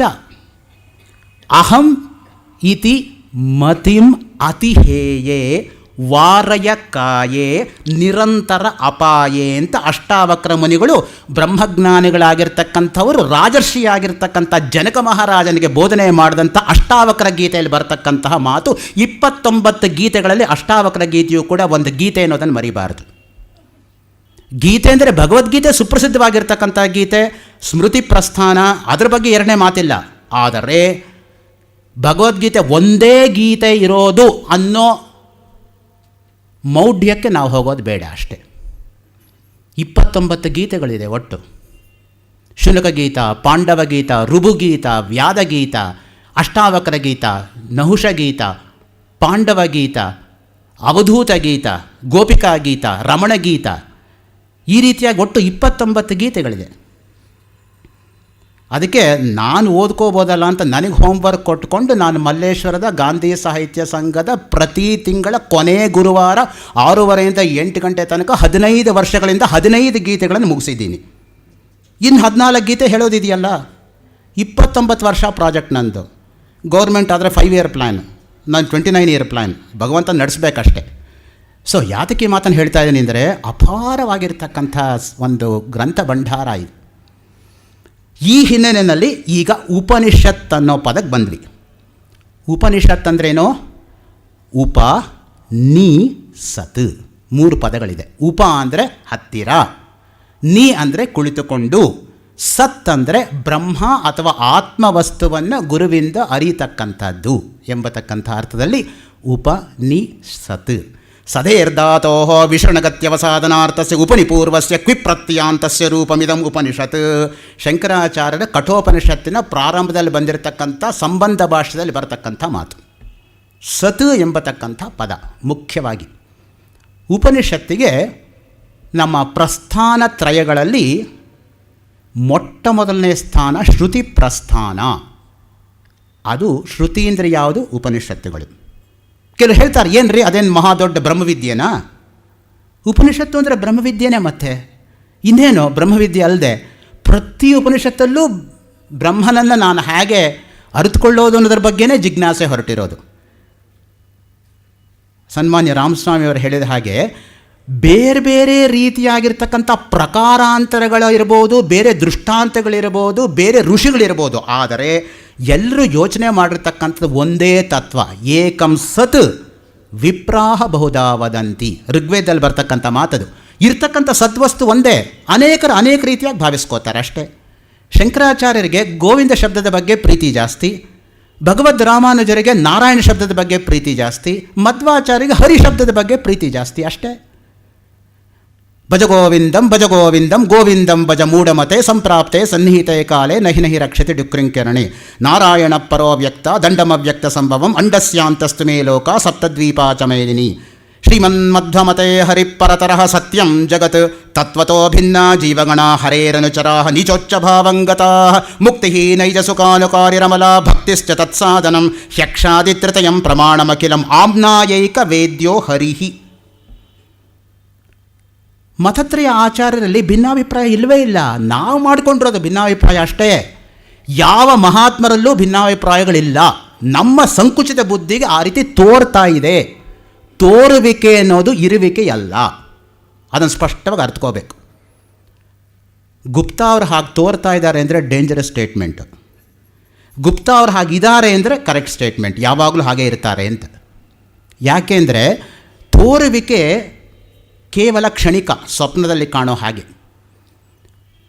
ಈ ದೃಷ್ಟಿಯಿಂದ ಶ್ರುತಿ ಪ್ರಸ್ಥಾನಕ್ಕೆ ಸೇರಿರ್ತಕ್ಕಂಥದ್ದು ಉಪನಿಷತ್ತುಗಳು, ಸ್ಮೃತಿ ಪ್ರಸ್ಥಾನಕ್ಕೆ ಸೇರಿದ್ದು ಭಗವದ್ಗೀತೆ, ನ್ಯಾಯ ಪ್ರಸ್ಥಾನ ಅಥವಾ ಸೂತ್ರ ಪ್ರಸ್ಥಾನಕ್ಕೆ ಸೇರಿದ್ದು ಬ್ರಹ್ಮಸೂತ್ರಗಳು. ಈ ಮೂರಕ್ಕೆ ಪ್ರಸ್ಥಾನತ್ರಯ ಅಂತ ಹೆಸರು. ಮತತ್ರಯ ಆಚಾರ್ಯರು ಪ್ರಸ್ಥಾನತ್ರಯಗಳಿಗೆ ಅಮೋಘವಾಗಿರ್ತಕ್ಕಂಥ ರೀತಿಯಲ್ಲಿ ಭಾಷ್ಯ ಗ್ರಂಥಗಳನ್ನು ರಚನೆ ಮಾಡಿದ್ದಾರೆ. ಪ್ರತಿಯೊಂದಕ್ಕೂ ಭಾಷ್ಯವನ್ನು ಅನುಗ್ರಹಿಸಿದ್ದಾರೆ.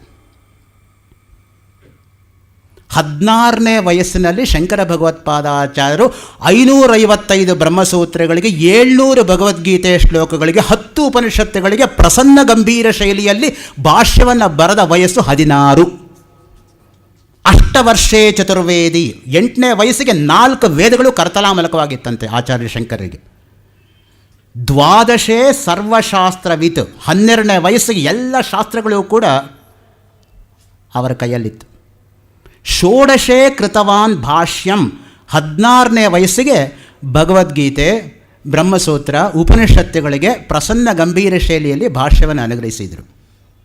ಇನ್ನು 16 ವರ್ಷ ಆಸೇತು ಹಿಮಾಚಲ ಪರ್ಯಂತ ಕಾಲ್ನಡಿಗೆಯಲ್ಲಿ ನಡೆದು 4 ವೇದಗಳನ್ನು ರಕ್ಷಣೆ ಮಾಡೋದಕ್ಕೋಸ್ಕರ 4 ಜನ ಶಿಷ್ಯರನ್ನು ನೇಮಕಾತಿ ಮಾಡಿ 4 ಆಮ್ನಾಯ ಪೀಠಗಳನ್ನು ಸಂಸ್ಥಾಪನೆ ಮಾಡಿ ದೇಹತ್ಯಾಗ ಮಾಡಿ 1300 ವರ್ಷವಾದರೂ ಕೂಡ ಅವಿಚ್ಛಿನ್ನವಾಗಿ, ಅಸ್ಖಲಿತವಾಗಿ, ಅನನ್ಯಾದೃಶವಾಗಿ ಆ ಗುರು ಪರಂಪರೆ ಎಂಬತಕ್ಕಂಥದ್ದು ಹರಿದು ಬರೋದಕ್ಕೆ ಕಾರಣರಾದರು.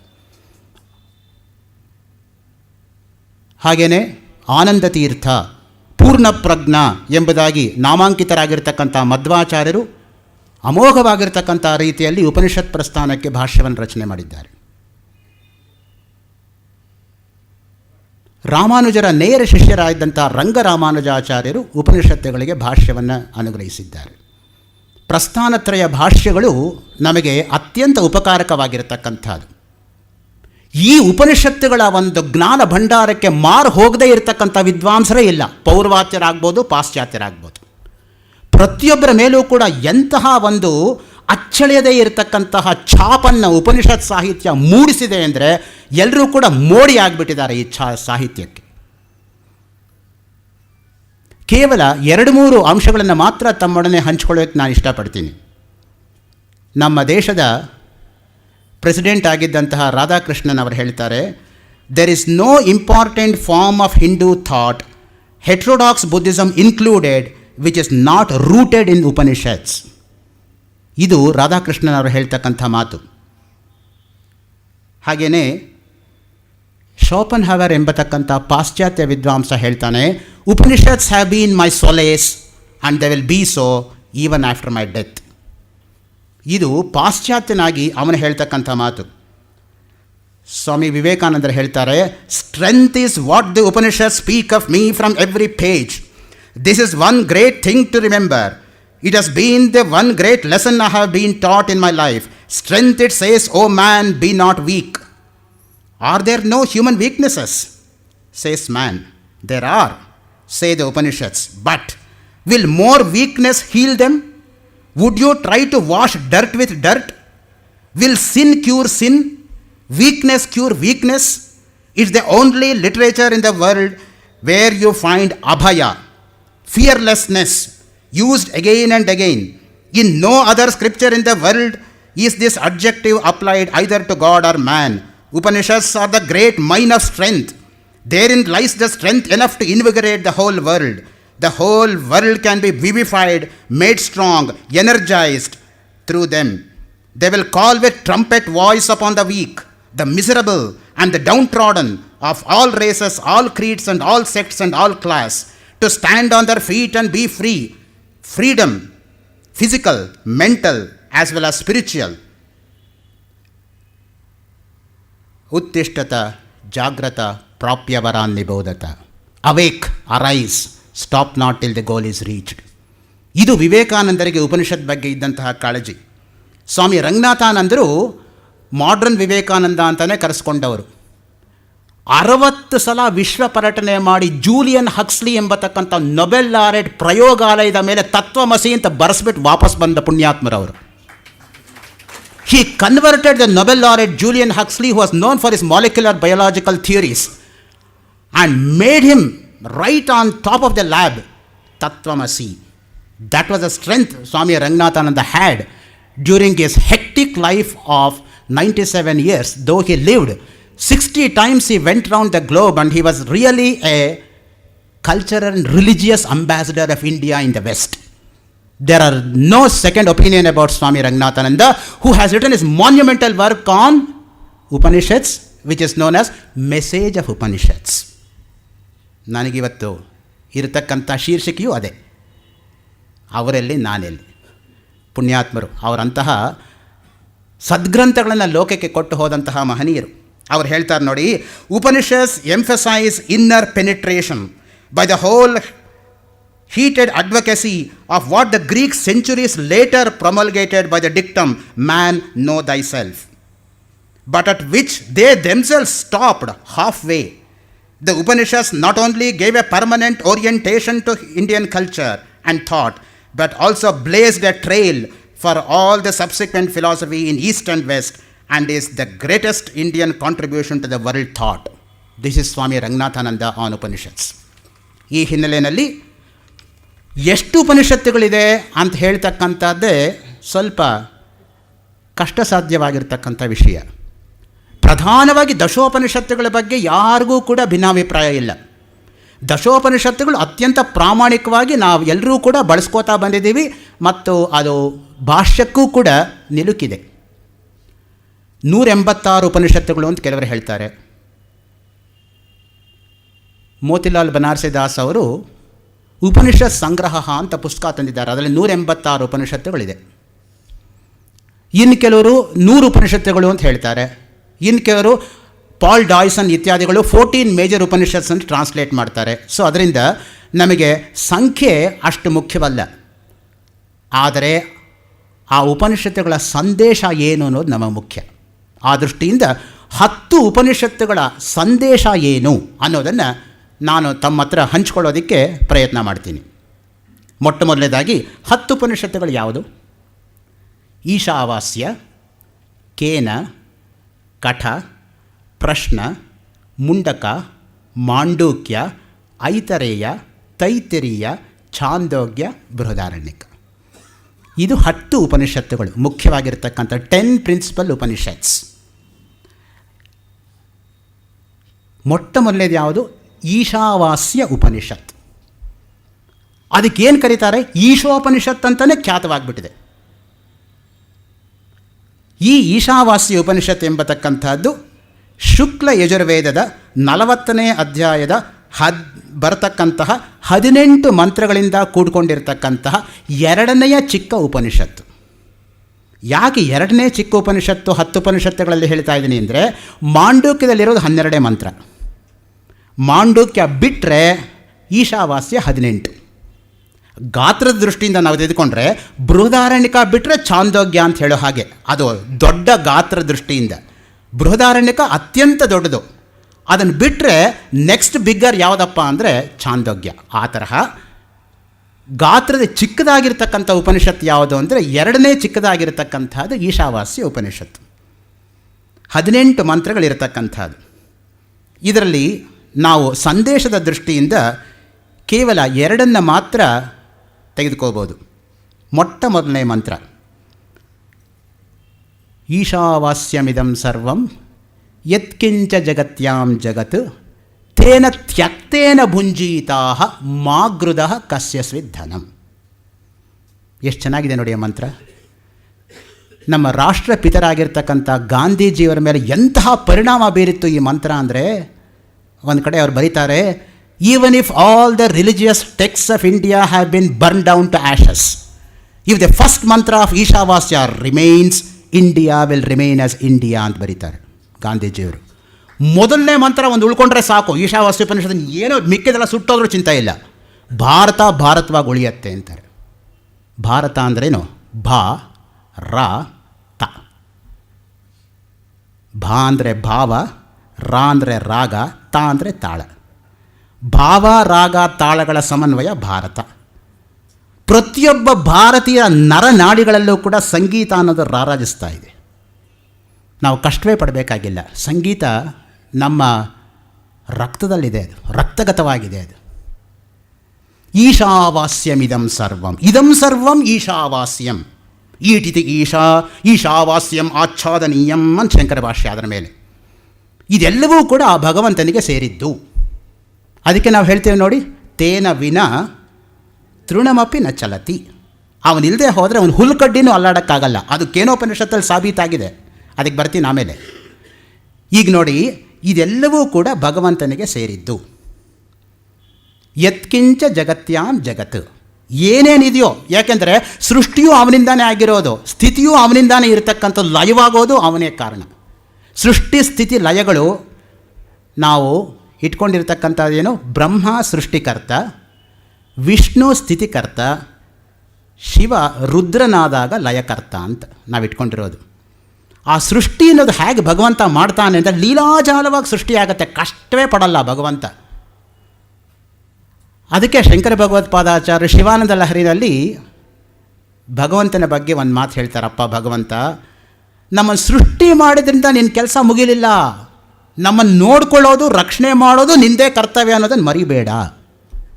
ಕ್ರೀಡಾರ್ಥಂ ಸೃಜಸಿ ಪ್ರಪಂಚಮಖಿಲಂ ಕ್ರೀಡಾ ಮೃಗಾಸ್ತೆ ಜನ ಯತ್ಕರ್ಮಾಚರಿತಂ ಮಯಾ ಚ ಭವತಃ ಪ್ರೀತ್ಯೈ ಭವತ್ಯೇವ ತತ್ ಶಂಭೋ ಸ್ವಸ್ಯ ಕುತೂಹಲಸ್ಯ ಕರಣಂ ಮಚ್ಚೇಷ್ಟಿತಂ ನಿಶ್ಚಿತಂ ತಸ್ಮಾನ್ ಮಾಮಕ ರಕ್ಷಣಂ ಪಶುಪತೆ ಕರ್ತವ್ಯಮೇವ ತ್ವಯಾ.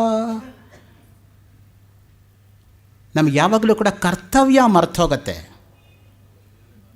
ಆದರೆ ದಿಸ್ ಈಸ್ ಮೈ ರೈಟ್ ಅಂತ ಮಾತಾಡ್ತೀವಿ, ಇದು ನನ್ನ ಹಕ್ಕು ಅಂತ ಮಾತಾಡ್ತೇವೆ ಹೊರತು ಇದು ನನ್ನ ಕರ್ತವ್ಯ ಅಂತ ಯಾರಾದರೂ ಹೇಳ್ತಾರಾ? ಅದಕ್ಕೆ ಜಾನ್ ಎಫ್ ಕೆನಡಿ ಏನು ಹೇಳಿದ ಪ್ರೆಸಿಡೆಂಟ್ ಆದ ಕೂಡಲೇ, ask not the country what the country can do for you, ask what you can do for your country. ದೇಶ ನನಗೇನು ಮಾಡುತ್ತೆ ಅಂತ ಯೋಚನೆ ಮಾಡಬೇಡ, ನೀನು ದೇಶಕ್ಕೆ ಏನು ಕೊಡೋದಿದೆ ಅಂತ ಯೋಚನೆ ಮಾಡು ಪ್ರಾಮಾಣಿಕವಾಗಿ. ಅದಕ್ಕೆ 2ನೇ ಸಾಲು ಹೇಳ್ತಾ ಇದೆ ನೋಡಿ, ಈಶಾವಾಸ್ಯ ಮೊದಲನೇ ಮಂತ್ರ, ತೇನ ತ್ಯಕ್ತೇನ ಭುಂಜೀತಾಹ. ತ್ಯಾಗದಿಂದ ನೀನು ಜೀವನ ಮಾಡಬೇಕು ಯಾವಾಗಲೂ ಕೂಡ. ತ್ಯಾಗ ಅನ್ನೋದು ಎಷ್ಟು ಶ್ರೇಷ್ಠವಾಗಿರ್ತಕ್ಕಂಥ ಮಾತು ಅಂತ ಹೇಳಿದ್ರೆ, ಭಗವತ್ಪಾದ ಶಂಕರರೇ ಹೇಳ್ತಾರೆ ಪ್ರಶ್ನೋತ್ತರ ರತ್ನಮಾಲಿಕಾ ಗ್ರಂಥದ 13ನೇ ಶ್ಲೋಕದಲ್ಲಿ, ಕೋ ದಕ್ಷಃ, ಈ ಪ್ರಪಂಚದಲ್ಲಿ ಯಾರು ದಕ್ಷನಾಗಿರ್ತಕ್ಕಂಥವನು, ಯಹ ಸರ್ವಥಾ ತ್ಯಾಗಿ, ಯಾರು ಯಾವಾಗಲೂ ತ್ಯಾಗ ಮಾಡೋದಲ್ಲೇ ಇರ್ತಾರೋ ಅವನೇ ಅತ್ಯಂತ ದಕ್ಷ ಅಂತ. ಸನ್ಯಾಸಿಗಳು ಒಳಗೆ ಬಂದಾಗ ನಾವು ಬರಮಾಡ್ಕೊಳ್ತಕ್ಕಂಥ ಮಂತ್ರ ಏನು? ನ ಕರ್ಮಣ ನ ಪ್ರಜಯ ಧನೇನ ತ್ಯಾಗೇ ನೈಕೆ ಅಮೃತತ್ವಮಾನಶುಹು. ತ್ಯಾಗದಿಂದ ಅಮೃತತ್ವ ಪ್ರಾಪ್ತಿ ಹೊರತು ಭೋಗದಿಂದ ಅಲ್ಲ. ಭೋಗಕ್ಕೆ ತನ್ನದೇ ಆಗಿರ್ತಕ್ಕಂಥ ಮಿತಿ ಇದೆ. ಅದಕ್ಕೆ ನೋಡಿ ಕನ್ನಡದಲ್ಲಿ ಹೇಳ್ತಾರಲ್ಲ, ನಾನು ನೋಡಿ, 1 ಹೊತ್ತು ಉಂಡವನು ಯೋಗಿ, 2 ಹೊತ್ತು ಉಂಡವನು ಭೋಗಿ, 3 ಹೊತ್ತು ಉಂಡವನು ರೋಗಿ, 4 ಹೊತ್ತು ಉಂಡವನು ಎತ್ಕೊಂಡೋಗಿ ಅಂತ. ಆ ದೃಷ್ಟಿಯಿಂದ ತ್ಯಾಗ ಮಾಡಬೇಕು. ನಮ್ಮಲ್ಲಿರ್ತಕ್ಕಂಥ ಹಣಕ್ಕೆ 3 ಗತಿಗಳು. ಮೊದಲನೇದು ದಾನ. ಕೈ ಎತ್ತು ಕೊಟ್ಬಿಡಬೇಕು. ಶುಭಸ್ಯ ಶೀಘ್ರಂ, ನಾಳೆ ಅಂದರೆ ನಾಳೆನೇ, ಅದಾಗೋದೇ ಇಲ್ಲ. ಬಲಗೈಯಲ್ಲಿ ಕೊಟ್ಟ ದಾನ ಎಡಗೈ ಗೊತ್ತಾಗಬಾರ್ದು ಅಂತ, ಅದಕ್ಕೆ ನಮ್ಮಲ್ಲಿರೋದು. ಅಂದ್ಕೊಂಡ ತಕ್ಷಣ ಕೊಟ್ಟು ಮುಗಿಸ್ಬಿಡ್ಬೇಕದು. ನಾಳೆ ಅಂದರೆ ಕೊನೆಗೆ ಆಗೋದೇ ಇಲ್ಲ ಅದು ಯಾವತ್ತಿದ್ರೂ ಕೂಡ. ಎರಡನೇ ಗತಿ ಏನು ಗೊತ್ತಾ? ತಾನು ಅನುಭವಿಸೋದು. ಇನ್ನು ಕೆಲವ್ರು ಏನು ಮಾಡ್ತಾರೆ ಗೊತ್ತಾ? ಬೇರೆಯವ್ರಿಗೂ ಕೊಡಲ್ಲ, ತಾನೂ ಅನುಭವಿಸಲ್ಲ. ಬೆಳಗ್ಗೆ ಎದ್ದರೆ ಪಾಸ್ಬುಕ್ ನೋಡ್ತಾ ಇರೋದು. ಇದನ್ನ ನನಗೆ ಏನು ರೆಕರ್ ಆಗಲಿಲ್ಲಲ್ಲ, ಇಂಟ್ರೆಸ್ಟು, ನಾನು ಪೆನ್ಷನಲ್ಲಿ ಬರಬೇಕಾಗಿತ್ತಲ್ಲ ಇವತ್ತು UGC ಸ್ಕೇಲು, ಬರೀ ನೋಡೋದೇ ಆಗೋಯ್ತೆ ಹೊರತು ನಾವು ಯಾರಿಗೂ ಕೊಡೋಕ್ಕೆ ಬುದ್ಧಿನೇ ಬರಲ್ಲ. ಸೊ ಅದರಿಂದ ತ್ಯಾಗ ನಮಗೆ ತುಂಬ ಮುಖ್ಯವಾಗಿ ಬೇಕಾಗಿರೋದು. ಅಪ್ಪಯ್ಯ ದೀಕ್ಷಿತರು ವೈರಾಗ್ಯ ಶತಕ ಬರೆದಿದ್ದಾರೆ, ನೆನಪಿಟ್ಕೊಳ್ಳಿ. 3 ವೈರಾಗ್ಯ ಶತಕ ಇರೋದು. ಭರ್ತೃಹರಿ ವೈರಾಗ್ಯ ಶತಕ ತುಂಬ ಫೇಮಸ್ಸು. ಎರಡನೇದು ಅಪ್ಪಯ್ಯ ದೀಕ್ಷಿತರ ವೈರಾಗ್ಯ ಶತಕ. 3ನೇದು ನೀಲಕಂಠ ದೀಕ್ಷಿತರ ವೈರಾಗ್ಯ ಶತಕ. ನನಗೆ 10 ವರ್ಷದಿಂದ ಗಣೇಶ್ ಅವರೊಂದು ಹೋಮ್ವರ್ಕ್ ಕೊಟ್ಟಿದ್ರು, ನಾನು ಇನ್ನೂ ಹೋಮ್ವರ್ಕ್ ಮುಗಿಸಿಲ್ಲ. ಅವ್ರು ಕೊಟ್ಟ ಹೋಮ್ವರ್ಕ್ ಏನು ಗೊತ್ತಾ? ನೀತಿ ಶತಕ ಎಷ್ಟೋ ಜನ ಭಾಷಾಂತರ ಮಾಡಿದ್ದಾರೆ. ನೀಲಕಂಠ ದೀಕ್ಷಿತನ ವೈರಾಗ್ಯ ಶತಕ ನಾನು ಭಾಷಾಂತರ ಮಾಡ್ತೀನಿ, ನೀನು ಅಪ್ಪಯ್ಯ ದೀಕ್ಷಿತರ ವೈರಾಗ್ಯ ಶತಕ ಮಾಡು ಅಂತ ಒಪ್ಕೊಂಡೆ. ಮಾಡೋಕ್ಕಾಗಿಲ್ಲ ಇಲ್ಲಿವರೆಗೂ, ನಾನು ಕರ್ತವ್ಯ ಭ್ರಷ್ಟ.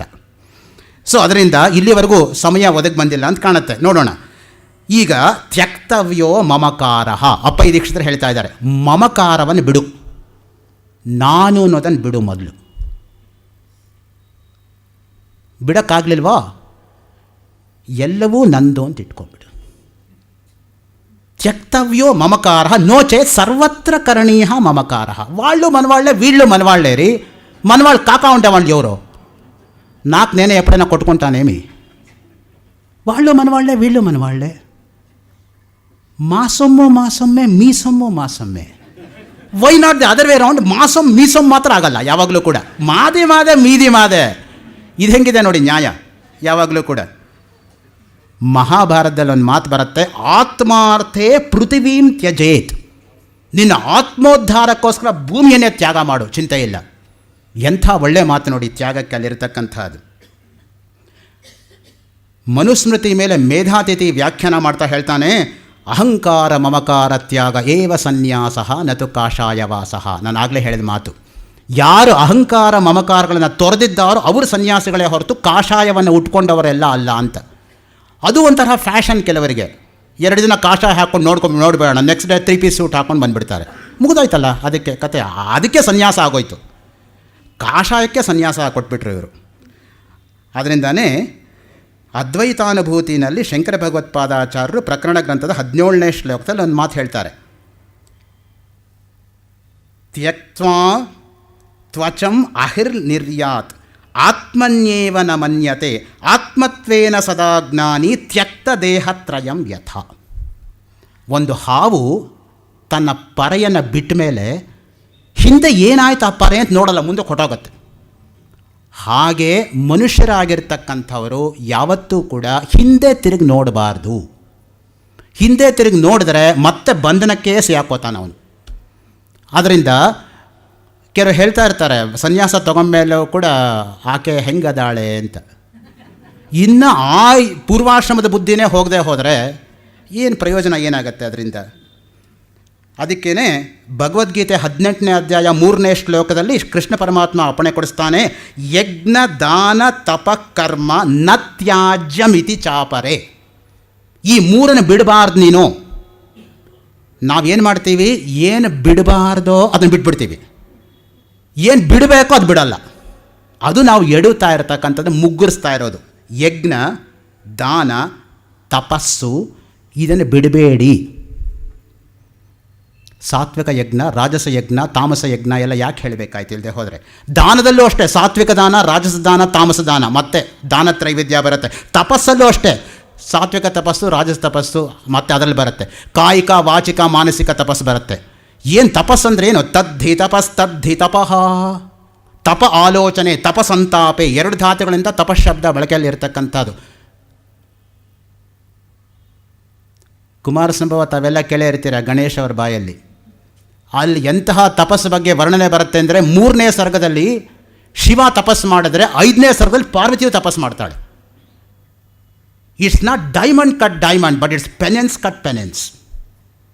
If Shiva can do a penance, I can do better penance, I can do severe penance to please him. I want to marry him at any cost. ಇದು ಹ್ಯೂಮನ್ ಸೈಕಾಲಜಿ. ಯಾರಿಗಾದರೂ ನಾವು ಇಷ್ಟ ಆಗಬೇಕಾದ್ರೆ ಅವ್ರಿಗೇನು ಇಷ್ಟ ಅಂತ ನಾವು ಮೊದಲು ತಿಳ್ಕೋಬೇಕು.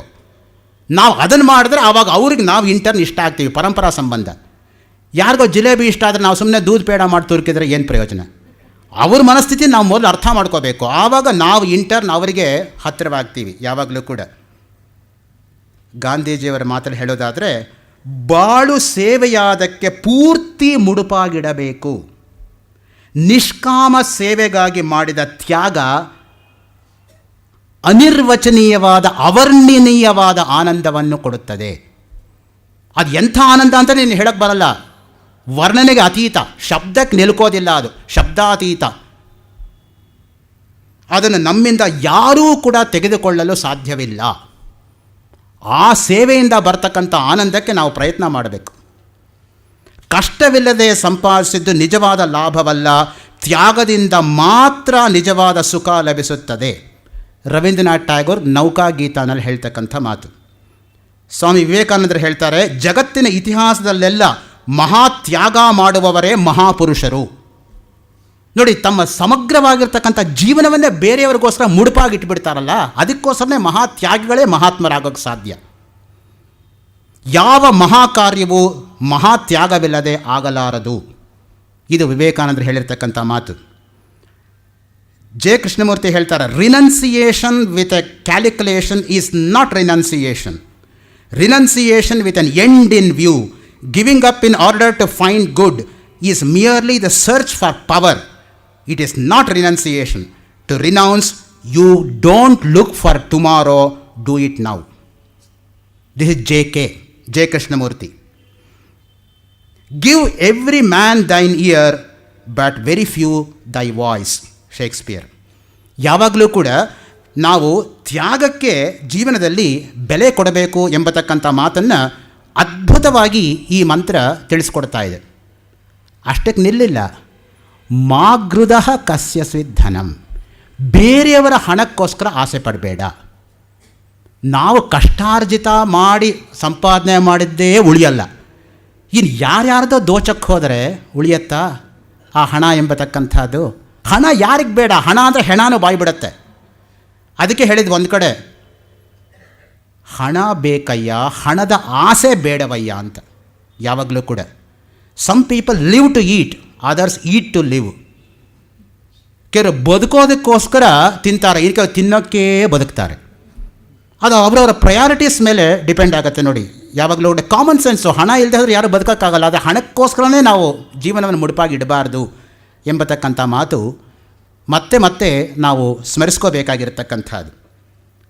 ಈ ತ್ಯಾಗ ಮಾಡ್ತಕ್ಕಂಥ ಸಂದರ್ಭದಲ್ಲಿ ನಮಗೆ ಶ್ರೇಷ್ಠವಾಗಿ ಬೇಕಾಗಿರ್ತಕ್ಕಂಥದ್ದು ಏನಪ್ಪ ಅಂತ ಹೇಳಿದರೆ ವಿದ್ಯೆ, ಅವಿದ್ಯೆಯಲ್ಲ. ವಿದ್ಯಾಂಚ ಯಸ್ತದ್ವೇದೋ ಭಯಂ ಸಹ ಅವಿದ್ಯೆಯ ಮೃತ್ಯುಂ ತೀರ್ತ್ವಾ ವಿದ್ಯೆಯ ಅಮೃತಮಶ್ನುತೆ. ಅವಿದ್ಯೆಯೇ ಮೃತ್ಯು. ವಿದ್ಯೆ ಎಂಬತಕ್ಕಂಥದ್ದೇ ನಿಜವಾದಂಥ ಅರ್ಥದಲ್ಲಿ ನಾವು ಇಟ್ಕೋಬೇಕಾಗಿರ್ತಕ್ಕಂಥ ಸಂಪಾದನೆ. ನಮಗೆ ನಿಜವಾಗಿ ಅಡ್ಡ ಬರ್ತಾ ಇರತಕ್ಕಂಥದ್ದು ಯಾವುದು ನಮ್ಮ ಆಧ್ಯಾತ್ಮಿಕ ಪ್ರಗತಿಯಲ್ಲಿ ಅಂದರೆ ಅವಿದ್ಯೆ. ಅವಿದ್ಯೆ ಅಂದರೆ ಬೇರೆಯಲ್ಲ, ಅಜ್ಞಾನ ಅಂದರೆ ಬೇರೆಯಲ್ಲ. ಹಿಂದೆ ಒಂದು ಆಕಾರ ಹಾಕ್ಕೊಂಡ್ಬಿಟ್ರೆ ಸಂಸ್ಕೃತದಲ್ಲಿ ವಿರುದ್ಧಾರ್ಥ ಬಂದ್ಬಿಡುತ್ತೆ. ವಿದ್ಯೆ ಬದಲು ಅವಿದ್ಯೆ. ಆ ಅವಿದ್ಯೆಯೇ ಮೃತ್ಯು ಆಗಿಬಿಟ್ಟಿದೆ ನಮ್ಮ ಜೀವನದಲ್ಲಿ. ಅಜ್ಞಾನವೇ ಮೃತ್ಯು ಆಗಿಬಿಟ್ಟಿದೆ. ಯಾವಾಗ ಅಜ್ಞಾನ ನಮ್ಮಲ್ಲಿ ಜಾಸ್ತಿ ಇರುತ್ತೋ ಆವಾಗ ಹೊಟ್ಟೆ ಕಿಚ್ಚು, ಕೋಪ, ಆಸೆ ಎಲ್ಲವೂ ಕೂಡ ಉಂಟಾಗತ್ತೆ. ಮನುಷ್ಯನಿಗೆ ಇರತಕ್ಕಂಥ ದೊಡ್ಡ ಶತ್ರು ಯಾವುದು ಗೊತ್ತಾ? ಕೋಪ. ಯಾರೋ ಹೇಳ್ತಾಯಿದ್ರು, ನನಗೆ ಕೋಪನೇ ಬರಲ್ಲ. 2ನೇ ಸಲ ಕೇಳಿದ್ರು, 3ನೇ ಸಲ, 2 ಸಲ ಇದು ಕೋಪ ಬರಲ್ಲ ಅಂತ. ಕೋಪ ಬರಲ್ಲ ಅನ್ನೋದೇ ಕೋಪವಾಗಿ ಹೇಳಿಬಿಟ್ರೆ ಏನು ಸಾಧನೆ ಮಾಡ್ದಂಗಾಯಿತು?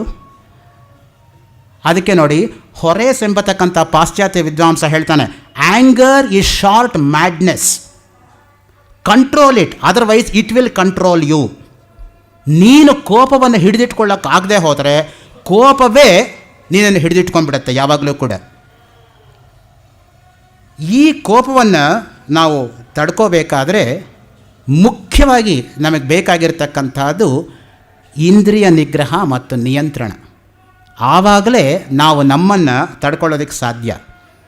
As heat conserved is transmuted into energy, anger controlled can be transmuted into a power which can move the entire world. ಗಾಂಧೀಜಿಯವರು ಹೇಳ್ತಾರೆ, heat conserved is transmuted into energy. ನಾವು ಯಾವಾಗಲೂ ಕೂಡ ವಿಜ್ಞಾನದಲ್ಲಿ ನೋಡ್ತೀವಿ ಈ ಮಾತನ್ನು. ಹಾಗೆಯೇ ಆ್ಯಂಗರ್ ಕಂಟ್ರೋಲ್ಡ್, ಕೋಪವನ್ನು ನಾವು ಹಿಡಿದಲ್ಲಿ ಇಟ್ಕೊಂಡ್ರೆ ಸಮಗ್ರವಾಗಿರ್ತಕ್ಕಂಥ ಪ್ರಪಂಚದಲ್ಲಿ ಸನ್ಮಾರ್ಗದಲ್ಲಿ ಕರ್ಕೊಂಡು ಹೋಗೋದಕ್ಕೆ ಸಾಧ್ಯ ಆಗತ್ತೆ ಅಂತ. ಒಂದು ನಿಮಿಷ ಮಾಡ್ಕೊಂಡಿರ್ತಕ್ಕಂಥ ಕೋಪವನ್ನು ನಾವು ಆಮೇಲೆ ಹಿಂತಿರುಗಿಸೋದಕ್ಕಾಗೋದಿಲ್ಲ ಯಾವಾಗಲೂ ಕೂಡ. ಒಂದು ಹೆಜ್ಜೆ ಮುಂದೆ ಇಟ್ಕೊಂಡ್ರೆ ಹೆಜ್ಜೆ ವಾಪಸ್ ತೊಗೋಬೋದು. ಒಂದು ಮಾತು ಬಾಯಿಂದ ಬಂದುಬಿಟ್ರೆ I did not mean so ಅಂತ ಹೇಳೋಕ್ಕಾಗಲ್ಲ. ನೋ ಮೀನು ಆರ್ ಮೊಸಳೆ will come to your aid. Did you or did you not say, ಅಷ್ಟೇ ಪ್ರಶ್ನೆ. ಅದಕ್ಕೆ ಪೊಲೋನಿಯಸ್ ಹ್ಯಾಮ್ಲೆಟ್ ಹೇಳ್ತಾನೆ ಒಂದು ಮಾತು, a slip of the foot can be restored back but never the slip of the tongue.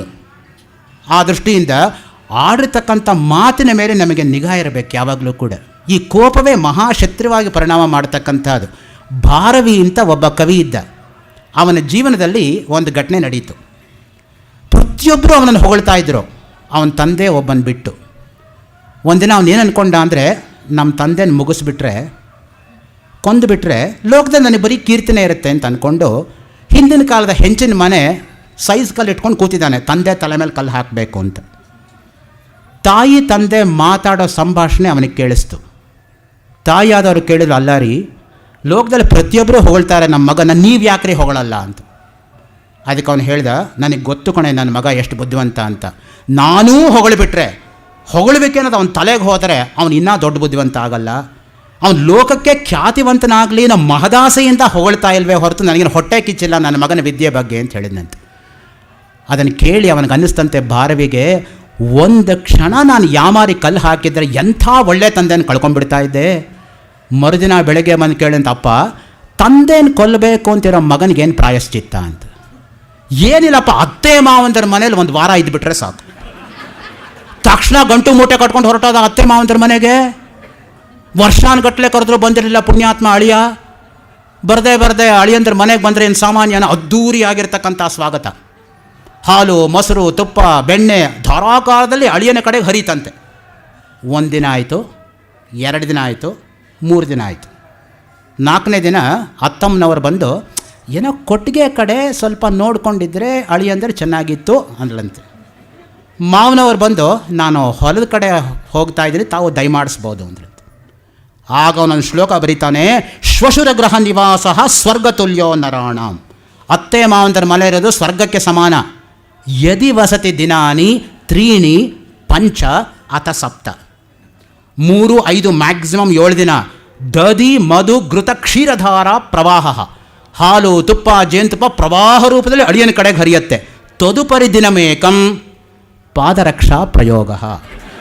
7ನೇ ದಿನದ ಮೇಲೆ ಇದ್ದ ಅಳಿಯ ಅಂದರೆ ಮೂಲೆ ಇರೋದು ಕೈ ತೆಗೆದುಕೋತಾರೆ, ಅಷ್ಟರಲ್ಲಿ ಒಂದು ಜಾಗ ಖಾಲಿ ಮಾಡಬೇಕು. ಅದಕ್ಕೆ ಯಾವನಾದರೂ ಸ್ವಲ್ಪ ವಿವೇಕ ಇರತಕ್ಕಂಥ ಅಳಿಯ ಆದರೆ ತುಂಬ ಅತ್ತೆ ಮಾವಂದರ ಮನೆಗೆ ಹೋಗಬಾರ್ದು ಅಂತ. ಅದಕ್ಕೆ ಸ್ವಲ್ಪ ಅವನು ಗಾಂಭೀರ್ಯವನ್ನು ಮೇಂಟೈನ್ ಮಾಡಬೇಕು. ಯಾವಾಗ ಕೋಪ ಅತಿರೇಕ ಆಗತ್ತೋ ಆವಾಗಲೂ ನಾವು ಟೆನ್ಷನ್ ಮಾಡ್ಕೊಳ್ಳೋದು, ನಮ್ಮ ಜೀವನವನ್ನು ನಾವು ಹಾಳು ಮಾಡ್ಕೊಳ್ಳೋದು. ಅದಕ್ಕೆ ನೋಡಿ, the moment you are in tension you will lose attention, then you are in total confusion and you will feel irritation, then you will spoil personal relation, ultimately you won't get cooperation, then you will make things complication, then your BP may cause caution and you may have to take medication. Instead, understand the situation and try to think about the solution. Many problems will be solved by discussion, which will work out better in your profession. Don't think it's my free suggestion, it's only for your prevention.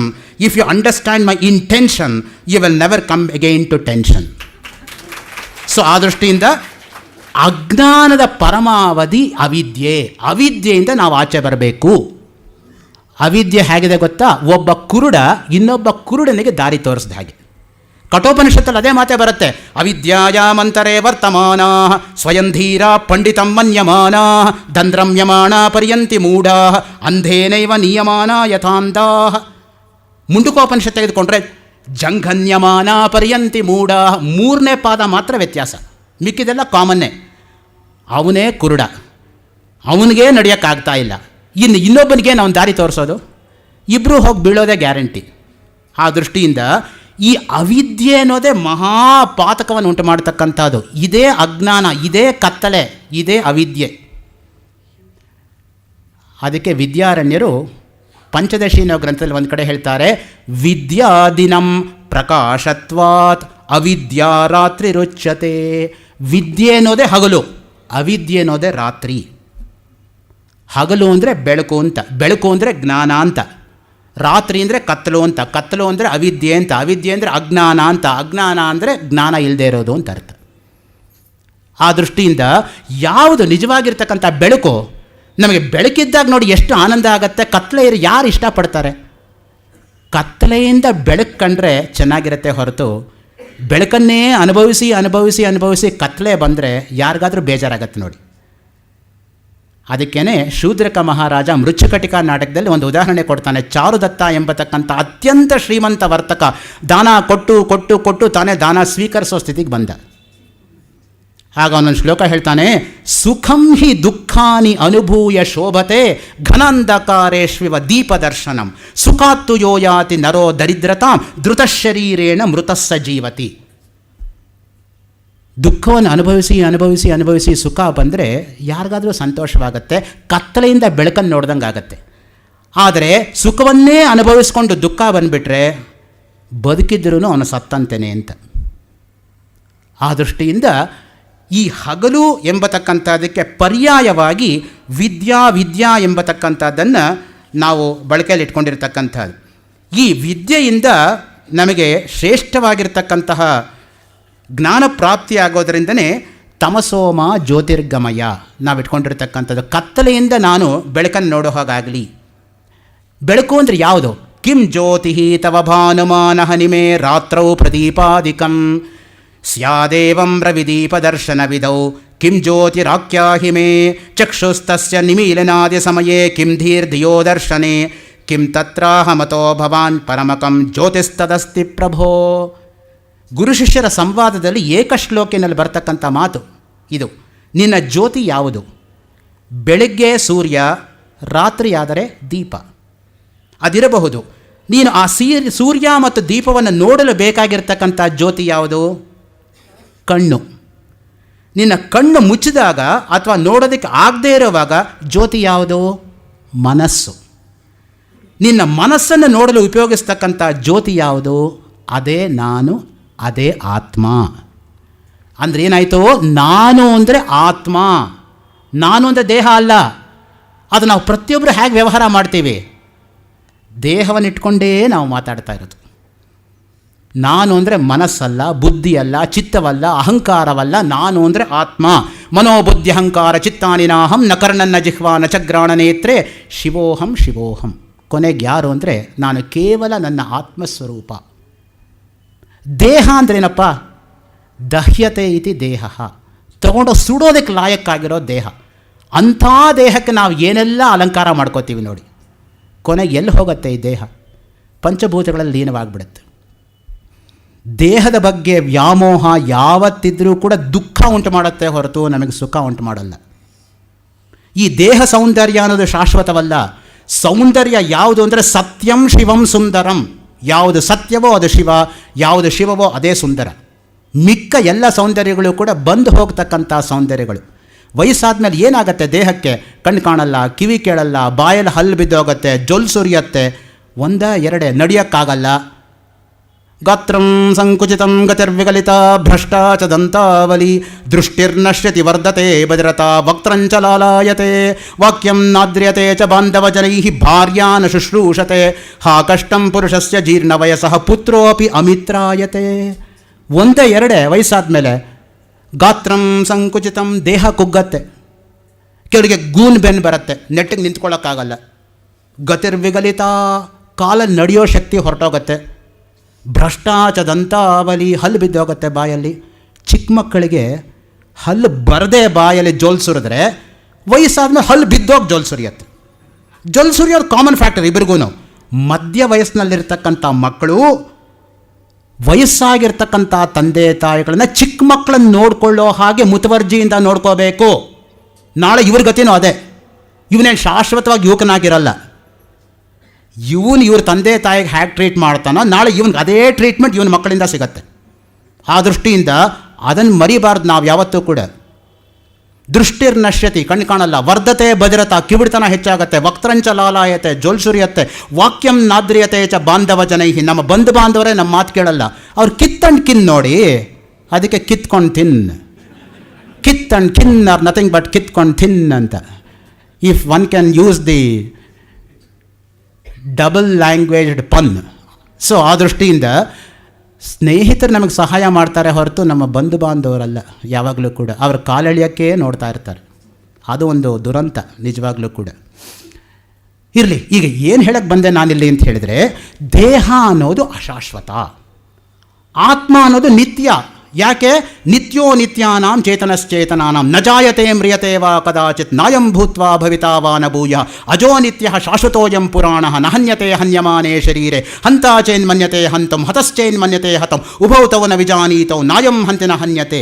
ಈ ಎರಡು ಮಂತ್ರಗಳು ಕಠೋಪನಿಷತ್ತಲ್ಲಿ ಗುರುವಾಗಿರ್ತಕ್ಕಂಥ ಯಮ ಶಿಷ್ಯನಾಗಿರ್ತಕ್ಕಂಥ ನಚಿಕೇತನಿಗೆ ಏನು ಹೇಳಿದ್ನೋ ಅದನ್ನೇ ಸ್ಮೃತಿ ಪ್ರಸ್ಥಾನವಾಗಿರ್ತಕ್ಕಂಥ ಭಗವದ್ಗೀತೆ 2ನೇ ಅಧ್ಯಾಯದ 54ನೇ ಶ್ಲೋಕದಿಂದ 72ನೇ ಶ್ಲೋಕದ ತನಕ ಇರತಕ್ಕಂಥ ಸ್ಥಿತಪ್ರಜ್ಞ ಲಕ್ಷಣದಲ್ಲಿ ಗುರುವಾಗಿರ್ತಕ್ಕಂಥ ಕೃಷ್ಣ ಪರಮಾತ್ಮ ಶಿಷ್ಯನಾಗಿರ್ತಕ್ಕಂಥ ಅರ್ಜುನನಿಗೆ ಏನು ಹೇಳಿದ್ನೋ ಅದನ್ನೇ ಕಾಳಿದಾಸ ತನ್ನ ಮೇರು ಕೃತಿಯಾಗಿರ್ತಕ್ಕಂಥ ರಘುವಂಶ ಮಹಾಕಾವ್ಯದ 2ನೇ ಸರ್ಗದ 2ನೇ ಶ್ಲೋಕದಲ್ಲಿ ಅದನ್ನೇ ಸಾರ್ಥಕವಾಗಿರ್ತಕ್ಕಂಥ ಉಪಮೇಯ ರೂಪದಲ್ಲಿ ಬಳಸ್ತಾನೆ. ಶ್ರುತೇರಿವಾರ್ಥಂ ಸ್ಮೃತಿರನ್ವಗಚ್ಚತ್. ಶ್ರುತಿಯನ್ನು ಸ್ಮೃತಿ ಅನುಸರಿಸ್ಕೊಂಡು ಹೋಗುತ್ತೆ ಹೊರತು ಸ್ಮೃತಿಯನ್ನು ಯಾವತ್ತೂ ಶ್ರುತಿ ಅನುಸರಿಸಲ್ಲ. That's the order of the day ಯಾವತ್ತೂ ಕೂಡ. ಈ ದೃಷ್ಟಿಯಿಂದ ಈಶಾವಾಸ್ಯೋಪನಿಷತ್ತಿನ 18ನೇ ಮಂತ್ರಕ್ಕೆ ನಾವು ಬರೋದಾದರೆ ಏನು ಅಂತ ಹೇಳೋಣಪ್ಪ. ಅಗಾಧವಾಗಿರ್ತಕ್ಕಂತಹ ಇದು 16, 18 ಎಷ್ಟು ಪಾಂಡಿತ್ಯಪೂರ್ಣವಾಗಿರ್ತಕ್ಕಂಥ ಮಂತ್ರಗಳು. ತಮ್ಮ ಋಷಿಗಳ ತಪಶಕ್ತಿಯಿಂದ ತಾವು ಕಂಡುಕೊಂಡಿರ್ತಕ್ಕಂಥ ನಿತ್ಯ ಸತ್ಯವನ್ನು ಲೋಕಕ್ಕೆ ಹೇಗೆ ಒದಗಿಸಿಕೊಟ್ರು ನೋಡಿ. ಹಿರಣ್ಮಯೇನ ಪಾತ್ರೇಣ ಸತ್ಯಸ್ಯ ಅಪಿಹಿತಂ ಮುಖಂ ತತ್ವಂ ಪೂಷನ್ ಅಪಾವೃಣು ಸತ್ಯಧರ್ಮಾಯ ದೃಷ್ಟಯೇ. ನಾನು ಸತ್ಯವನ್ನು ನೋಡೋ ಹಾಗಾಗಲಿ, ಯಾವುದು ಸತ್ಯವನ್ನು ಮುಚ್ಚಾಕಿದೆಯೋ ಆ ಪರದೆಯನ್ನು ಪಕ್ಕಕ್ಕೆ ಸರಿಸೋ ಹಾಗಾಗಲಿ. ಸ್ವಾಮಿ ರಂಗನಾಥಾನಂದ ಮಾಸ್ಕೋ ಲೆಕ್ಚರ್ಸಲ್ಲಿ ಒಂದು ಕಡೆ ಹೇಳ್ತಾರೆ, until and unless the devil in us dies the divine in us will not shine forth. That is Swami Ranganathananda's commentary on this particular mantra. What is divine is Atman. What is death is Ajnana. That is devil. Take out the devil. What remains is only divine. ನಾವು ಜ್ಞಾನವನ್ನು ಆಚೆಯಿಂದ ಪಡ್ಕೋಬೇಕಾಗಿಲ್ಲ. ಜ್ಞಾನಕ್ಕೆ ಅಡ್ಡ ಬಂದಿರತಕ್ಕಂತಹದ್ದನ್ನು ತೊಲಗಿಸಿದ್ರೆ ಸಾಕು, ಅಷ್ಟೇ ಆಗಬೇಕಾಗಿರೋದು. ಜ್ಞಾನ ಪ್ರತಿಯೊಬ್ಬರಲ್ಲಿ ಒಳಗಡೆನೂ ಇದೆ, ಅದು ನನಗೆ ತೋರ್ತಾ ಇಲ್ಲ. ಹೇಗಪ್ಪ ಅಂದರೆ ಭಗವತ್ಪಾದ ಶಂಕರರು ಆತ್ಮಬೋಧ ಗ್ರಂಥದಲ್ಲಿ ಒಂದು ಉದಾಹರಣೆ ಕೊಡ್ತಾರೆ. ಆಕಾಶದಲ್ಲಿ ಸೂರ್ಯ ಬೆಳಗ್ತಾ ಇದ್ದಾನೆ. ಒಂದು ನಿಮಿಷ ಮೋಡ ಬಂದು ಸೂರ್ಯನ ಮುಚ್ಚಿದಾಗ ನನಗೇನು ಅಭಿಪ್ರಾಯ ಬರುತ್ತೆ? ಸೂರ್ಯ ಮುಳುಗೋದ. ಮರುಕ್ಷಣದಲ್ಲಿ ಗಾಳಿ ಬೀಸಿದಾಗ ಮೋಡ ಚೆದರು ಹೋದಾಗ ಮತ್ತೆ ಸೂರ್ಯ ಪ್ರಕಾಶಿಸ್ತಾನೆ. ಆ ಸೂರ್ಯ ಬೇರೆಯಲ್ಲ, ನಮ್ಮ ಒಳಗಡೆ ಇರ್ತಕ್ಕಂಥ ಆತ್ಮ ಸೂರ್ಯ ಬೇರೆಯಲ್ಲ. ಆ ಮೋಡ ಬೇರೆಯಲ್ಲ, ಈ ನನ್ನ ಆತ್ಮಕ್ಕೆ ಮುಚ್ಚಾಕೊಂಡಿರ್ತಕ್ಕಂಥ ಅಜ್ಞಾನ ರೂಪವಾಗಿರ್ತಕ್ಕಂಥ ಅವಿದ್ಯಾತ್ಮಕವಾಗಿರ್ತಕ್ಕಂಥ ಕತ್ತಲೆ ರೂಪದಲ್ಲಿರ್ತಕ್ಕಂಥ ಮೋಡ ಬೇರೆಯಲ್ಲ.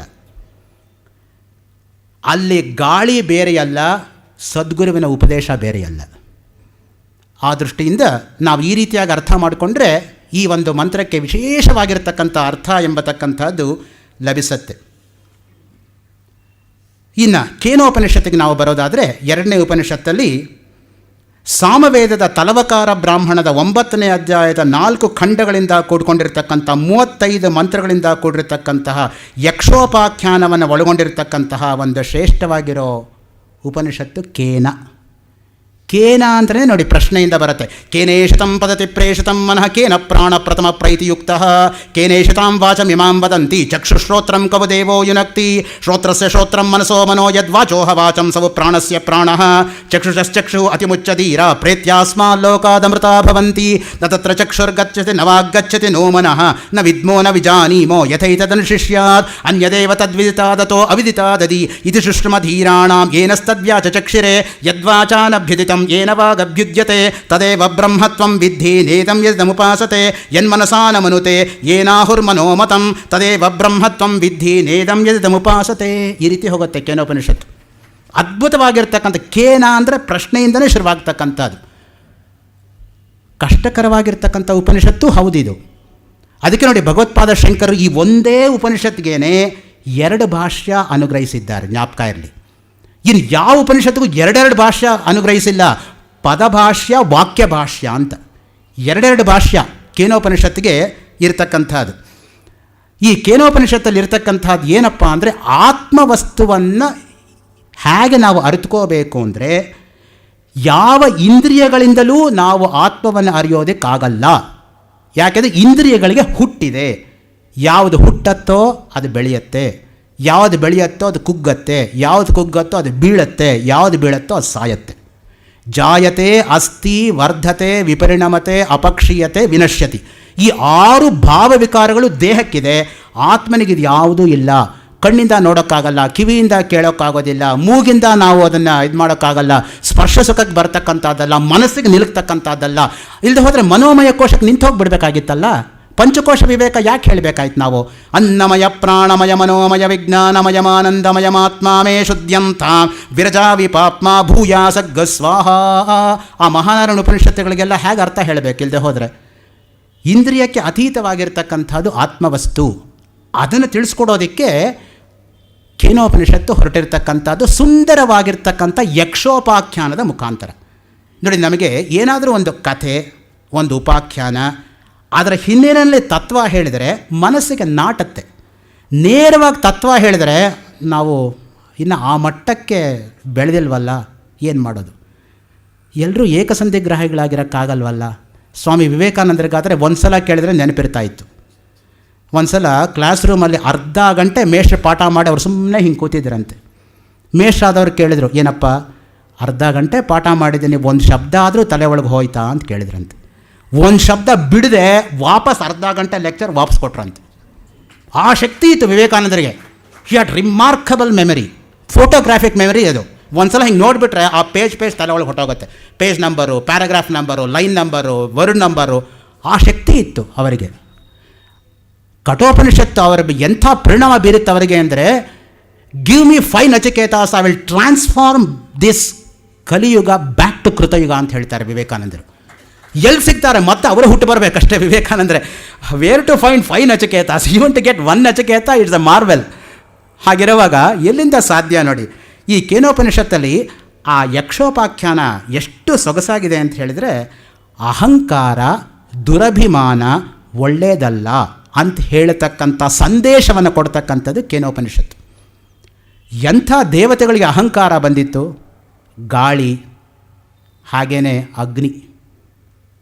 ಮಾತರಿಶ್ವಾವಾಹಮಸ್ಮಿ ಬರ್ತಾನೆ ಅವನು. ಮಾತರಿ ಅಂತರಿಕ್ಷೇ ಶ್ವಯತಿ ಗಚ್ಚತಿ ಮಾತರಿಶ್ವ ವಾಯು ಅಂತ ಶಂಕರ ಭಾಷ್ಯ. ಅದರ ಮೇಲೆ ಯಾವುದು ಆಕಾಶದಲ್ಲಿ ಹೋಗ್ತಾ ಇರುತ್ತೋ ಅದಕ್ಕೆ ಗಾಳಿ ಅಂತ. ಒಂದು ಹುಲ್ಲುಕಡ್ಡಿ ರೂಪದಲ್ಲಿ ಯಕ್ಷ ಬಂದಾಗ ಏನು ಮಹಾ ಹುಲ್ಲುಕಡ್ಡಿ ಹಾರಿಸ್ಕೊಂಡು ಹೋಗ್ಬಿಡ್ತೀನಿ ಅಂತ ಬಂದ. ವಾಯು ಅಲ್ಲಾಡ್ಸೋಕ್ಕಾಗಲಿಲ್ಲ, ತಲೆ ಬಗ್ಗಿಸ್ಕೊಂಡು ವಾಪಸ್ ಬಂದು ಕೂತ್ಕೊಂಡ. ಆಮೇಲೆ ಅಗ್ನಿ ಬಂದ. ಸರ್ವಂ ದಹೇಯಂ ಯದಿದಂ ಪೃಥಿವ್ಯಾಮಿತಿ, ಸುಟ್ಟು ಹಾಕ್ಬಿಡ್ತೀನಿ ಏನಿದ್ರು ಕೂಡ. ಅವನಿಗೆ ಮುಟ್ಟಕ್ಕಾಗಲಿಲ್ಲ, ಅಗ್ನಿ ವಾಪಸ್ ಬಂದ.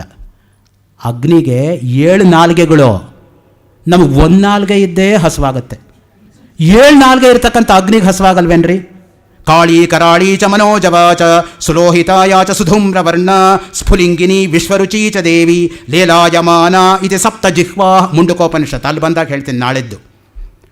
ಸೊ ಯಾತಕ್ಕೆ ಮಾತನ್ನು ಹೇಳ್ತಾ ಇದ್ದೀನಿ ಅಂತ ಹೇಳಿದ್ರೆ, ಹಿಲ್ ಬ್ರ್ಯಾಂಟ್ ಎಂಬತಕ್ಕಂಥ ವಿದ್ವಾಂಸ Vedic mythology volume 2 page 242 paragraph 2 line 1 ಅಲ್ಲಿ ಏನು ಹೇಳ್ತಾನೆ ಅಂದರೆ, fire Agni is ever hungry god.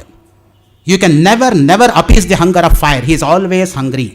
ಒಂದು ಬಾಯಲ್ಲಿ ಹಾಕೋಷ್ಟೊತ್ತಿಗೆ ಆಹುತಿ ಅಗ್ನಯೇ ಸ್ವಾಹ ಅಗ್ನಯ ಇದನ್ನ ಮಮ ಅಂತ ತಿರುಗೋಷ್ಟೊತ್ತಿಗೆ ಹೊರಟಾಗಿರುತ್ತೆ ಆಹುತಿ. ಇನ್ನು 6 ಬಾಯಿ ತೆಕ್ಕೊಂಡೇ ಇರುತ್ತೆ, ಕೊಡು ಕೊಡು ಲಾವ್ ಲಾವ್ ಅಂತ. ಯಾವಾಗ ನೀವು ಸಂಪ್ರೀತಿ ಮಾಡ್ಸೋಕ್ಕೆ ಸಾಧ್ಯ ಅಗ್ನಿಗೆ? ಯಾವಾಗಲೂ ಕೂಡ ಅದು ಬೇಡಿಕೆನಲ್ಲೇ ಇರುತ್ತೆ. ಅಗ್ನಿಗೇನೂ ಮಾಡೋಕ್ಕಾಗಲಿಲ್ಲ. ಆಮೇಲೆ ಇಂದ್ರ ಹೋದ, ನಾನು ದೇವೇಂದ್ರ ಏನು ನನ್ನ ಸಮಾನ ಇಲ್ಲ ಅಂತ. ದೇವೇಂದ್ರಿಗೆ ಹುಲ್ಕಡ್ಡಿನೇ ಕಾಣಲಿಲ್ಲ. ಇವ್ರಿಗಾದರೂ ಅಟ್ಲೀಸ್ಟು ಅದು ದರ್ಶನವಾದರೂ ಆಯಿತು. ಅವನು ದೇವೇಂದ್ರ ನೋಡಿ ಡೈರೆಕ್ಟ್ಲಿ ಪ್ರಪೋರ್ಷನಲ್ ಈಗೋ ಅಷ್ಟು ಜಾಸ್ತಿ ಇತ್ತು ಅವನಿಗೆ. ಸೈಕಾಲಜಿಸ್ಟು ಡಿಸ್ಟಿಂಗ್ವಿಷ್ ಮಾಡ್ತಾರೆ ನೋಡಿ, ಇಡ್ಗೂ ಸೂಪರ್ ಈಗೋಗೂ ಏನು ವ್ಯತ್ಯಾಸ. ಈಗೋ ಅಂದ್ರೇನು, ಸೂಪರ್ ಈಗೋ ಅಂದ್ರೇನು, ಕಾನ್ಷಿಯಸ್ ಅಂದ್ರೇನು, ಅನ್ಕಾನ್ಷಿಯಸ್ ಏನು, ಸಬ್ ಕಾನ್ಷಿಯಸ್ ಏನು, ಸುಪ್ರಾ ಕಾನ್ಷಿಯಸ್ ಏನು. ಅರವಿಂದ್ ಅವರು ಬರೀತಾರೆ ಫ್ಯೂಚರ್ ಪೊಯಿಟ್ರಿನಲ್ಲಿ, when individual consciousness merges with universal consciousness what remains is only consciousness which one should not even be conscious of ಅಂತ. This Aurobindo in future poetry. So ಯಾತಕ್ಕೆ ಹೇಳ್ತಾ ಇದ್ದೀನಿ ಅಂದರೆ, ಈ ಯಕ್ಷೋಪಾಖ್ಯಾನದ ಮುಖಾಂತರ ಅಹಂಕಾರ ದುರಭಿಮಾನ ಸಲ್ಲದು ಎಂಬತಕ್ಕಂಥದ್ದನ್ನು ಪ್ರತ್ಯಕ್ಷವಾಗಿ ಉಮಾ ಹೈಮವತಿ ಅಲ್ಲಿ ನಿರೂಪಣೆ ಮಾಡಿ ತೋರಿಸಿದ್ದಾಳೆ. ಎಲ್ರಿಗೂ ಒಂದೇ ಥರ ಅಹಂಕಾರ ಬರಲ್ಲ.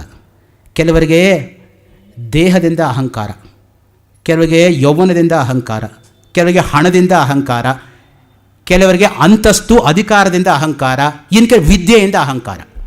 Intellectual arrogance is the worst kind of arrogance of all kinds of arrogance.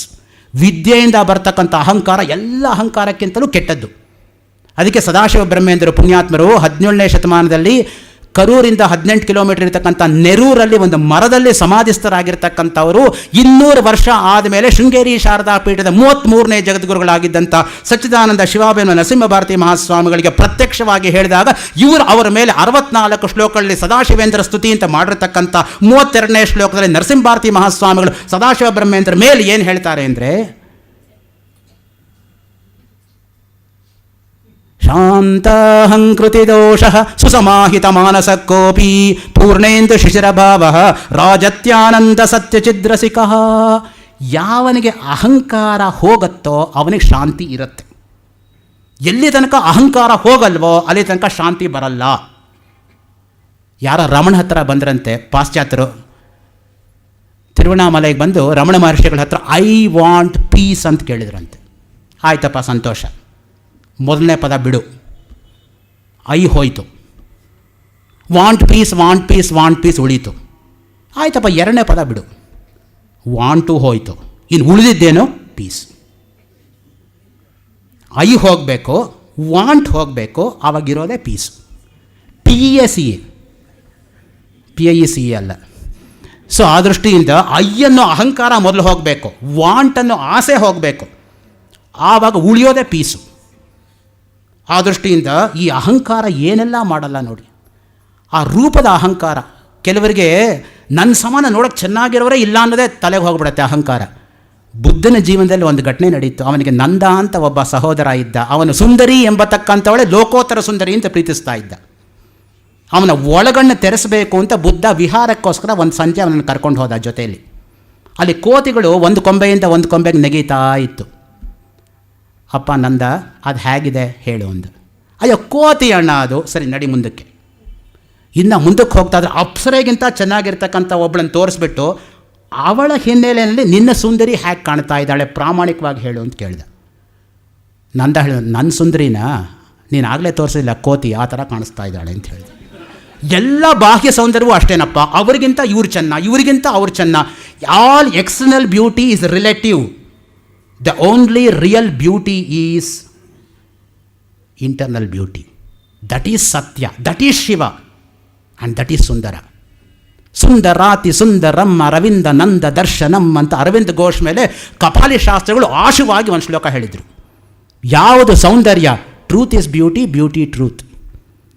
According to Keats, ode on a Grecian urn. Whatever is truthful must be beautiful, whatever is beautiful must be truthful. ಅದಕ್ಕೆ George Santayana ಅನ್ನೋ ವಿದ್ವಾಂಸ theories of beauty ಅಂತಲೇ ಒಂದು ಗ್ರಂಥ ಬರೆದ. ಸೌಂದರ್ಯ ಮೀಮಾಂಸಾ ಅಂತ ಪೂನಾದಲ್ಲಿ ಬನೇರ್ ರೋಡಲ್ಲಿ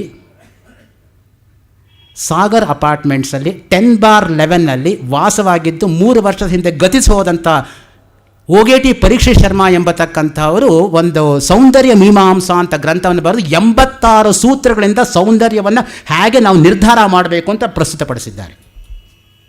if anybody says modern Sanskrit is not there, they are dead. Never Sanskrit is dead.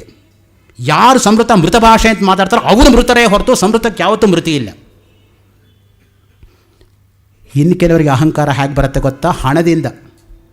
ನಾನು ಯಾರು ಬೇಕಾದ್ರೂ ಕೊಂಡ್ಕೊಂಡು ಬಿಡಬಲ್ಲೆ, ಇದೇ ಅಹಂಕಾರ. How much should I pay, how many pound should I pay for you ಅಂತ ನನ್ನನ್ನೇ ಒಬ್ಬಳು ಇಂಗ್ಲೀಷ್ ಲೇಡಿ ಕೇಳಿದ್ಲು. 6 ವರ್ಷದ ಹಿಂದೆ ಮನೆಗೆ ಬಂದೆ. Madam, I am not for sale ಅಂತ ಹೇಳಿದೆ.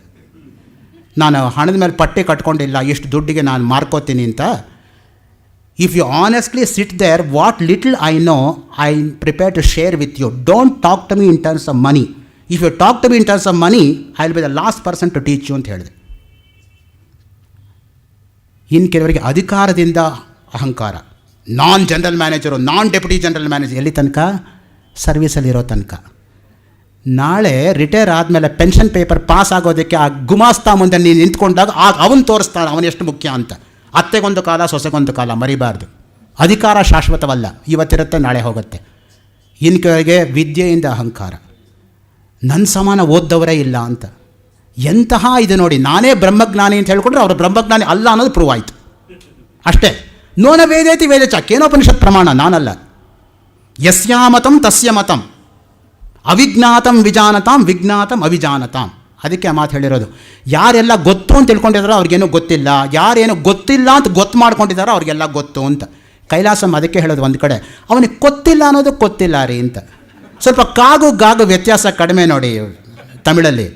ಹೇಗೆ ವಾಗು ಬಾಗು ಕಡಿಮೆನೋ ಬಂಗಾಳಿನಲ್ಲಿ, ಹಾಗೆ ಒಬ್ಬರು ಬಂಗಾಳಿ ವಿದ್ವಾಂಸ ನಾನು ಕೇಳಿದೆ, ಆರ್ ಯು ಬರ್ಕಿಂಗ್ ಅಂತ. ವರ್ಕಿಂಗ್ ಅನ್ನೋ, ನೋ ಐ ಆಮ್ ಬಾರ್ಕಿಂಗ್ ಅಂತ ಹೇಳಿದೆ. I am not barking, I am barking ಅಂತ. ಸೊ ಯಾತಕ್ಕೆ ಈ ಮಾತನ್ನು ಹೇಳ್ತಾ ಇದ್ದೀನಿ ಅಂದರೆ, ಅಹಂಕಾರ ಇರಬಾರ್ದು. ಯಾವಾಗ ಅಹಂಕಾರ ಅಂತ ಹೋಗುತ್ತೋ ಆವಾಗಲೇ ಮನುಷ್ಯನಾಗೋದು. ಇಲ್ದರೆ ಪ್ರಾಣಿ ಥರ ವರ್ತನೆ ಮಾಡ್ತಾನೆ. ಸಂಸ್ಕೃತದಲ್ಲಿ ಒಂದು ಮಾತಿದೆ, ಸಮಾಜದಲ್ಲಿ ನಾವು ಇರಬೇಕೇ ಹೊರತು ಸಮಾಜದಲ್ಲಿ ಇರಬಾರ್ದು. ಒಂದು ದೀರ್ಘ ಅಷ್ಟೇ ವ್ಯತ್ಯಾಸ. ಸಮಾಜ ಅಂದರೆ ಮಾನವರ ಸಮುದಾಯ, ಸಮಾಜ ಅಂದರೆ ಪ್ರಾಣಿಗಳ ಸಮುದಾಯ. ನಾವು ಪ್ರಾಣಿಗಳ ಮಟ್ಟದಿಂದ ಮಾನವ ಮಟ್ಟಕ್ಕೆ ಕೇಳಬೇಕಲ್ಲ. ಜಂತೂನಾಂ ನರಜನ್ಮ ದುರ್ಲಭಂ, ದುರ್ಲಭಂ ತ್ರಯಮಯವೇತ ದೈವಾನುಗ್ರಹ ಕಾರಣ ಮನುಷ್ಯತ್ವ ಮುಮುಕ್ಷುತ್ವ ಮಹಾಪುರುಷ ಸಂಶ್ರಯ ಅಂತ 2ನೇ ಶ್ಲೋಕ Vivek Chudamani. Cress jewel of discrimination ಅಂತ ಅದನ್ನೇ ಕ್ರಿಸ್ಟಫರ್ ಐಶರ್ವುಡ್ ಅಲಾಂಗ್ ವಿತ್ ಸ್ವಾಮಿ ಪ್ರಭುವಾನಂದ ಭಾಷಾಂತರ ಮಾಡಿರ್ತಕ್ಕಂಥದ್ದು. ಅಹಂಕಾರ ದುರಭಿಮಾನ ಸಲ್ಲದು. ಆಯಿತು, ಇದೆರಡೂ ನಾನು ಗೆದ್ದ ಮೇಲೆ ನಾನು ಏನಾಗ್ತೀನಿ ಅಂದರೆ, ನನಗೆ ಮುಖ್ಯವಾಗಿ ತಂದೆಯ ಮಾತನ್ನು ನಿತ್ಯ ಜೀವನದಲ್ಲಿ ಅಳವಡಿಸ್ಕೋಬೇಕು ಅನ್ನೋ ಸದ್ಬುದ್ಧಿ ಉಂಟಾಗತ್ತೆ. ಆ ಸದ್ಬುದ್ಧಿ ಯಾರಿಗುಂಟಾಯಿತು ಅಂದರೆ, ನಚಿಕೇತನಿಗೆ ಉಂಟಾಯಿತು. ಕಠೋಪನಿಷತ್ತಿನಲ್ಲಿ ಪ್ರಾರಂಭದಲ್ಲೇ ಕಠೋಪನಿಷತ್ತಲ್ಲಿ ಏನಾಗ್ತಾ ಇದೆ ಅಂತ ಕೇಳಿದರೆ, ಪೀತೋದಕ ಜಗ್ದದೃಣ ದುಗ್ಧದೋಹ ನಿರಿಂದ್ರಿಯಾ ಅನಂದಾನಾಮತೆ ಲೋಕಾತಾನ್ ಸ ಗಚ್ಚತಿ ತದತ್ ಕಸ್ಮೈ ಮಾಂ ದಾಸ್ಯಸಿ ಕಸ್ಮೈ ಮಾಂ ದಾಸ್ಯಸೀತಿ. ತಂದೆಯನ್ನು ಕೇಳಿದ, ನನ್ನನ್ನು ಯಾರಿಗೆ ಕೊಡ್ತೀಯಾ, ನನ್ನನ್ನು ಯಾರಿಗೆ ಕೊಡ್ತೀಯಾ ದಾನವಾಗಿ? ಯಾಕೆ ತಂದೆಯಾಗಿರೋದು ಮುದಿ ಗೊಡ್ಡ ಹಸುಗಳನ್ನು ದಾನ ಕೊಡ್ತಾ ಇದ್ದ. ಹಾಲು ಕೊಡೋದಿರಲಿ, ಹುಲ್ಲನ್ನು ತಿನ್ನೋಕ್ಕೂ ಅದಕ್ಕೆ ಶಕ್ತಿ ಇಲ್ಲ. ಅಂಥ ಗೊಡ್ಡ ಹಸುಗಳನ್ನು ಕೊಡ್ತಾ ಇದ್ದಾಗ ನನ್ನನ್ನು ಯಾರಿಗಪ್ಪ ಕೊಡ್ತೀಯಾ ಅಂತ ಬಾಲಿಶವಾಗಿರೋ ಕುತೂಹಲದಿಂದ ತಂದೆಗೆ ಪ್ರಶ್ನೆ ಮಾಡಿದ. ತಂದೆ ಏನು ಹೇಳ್ದ?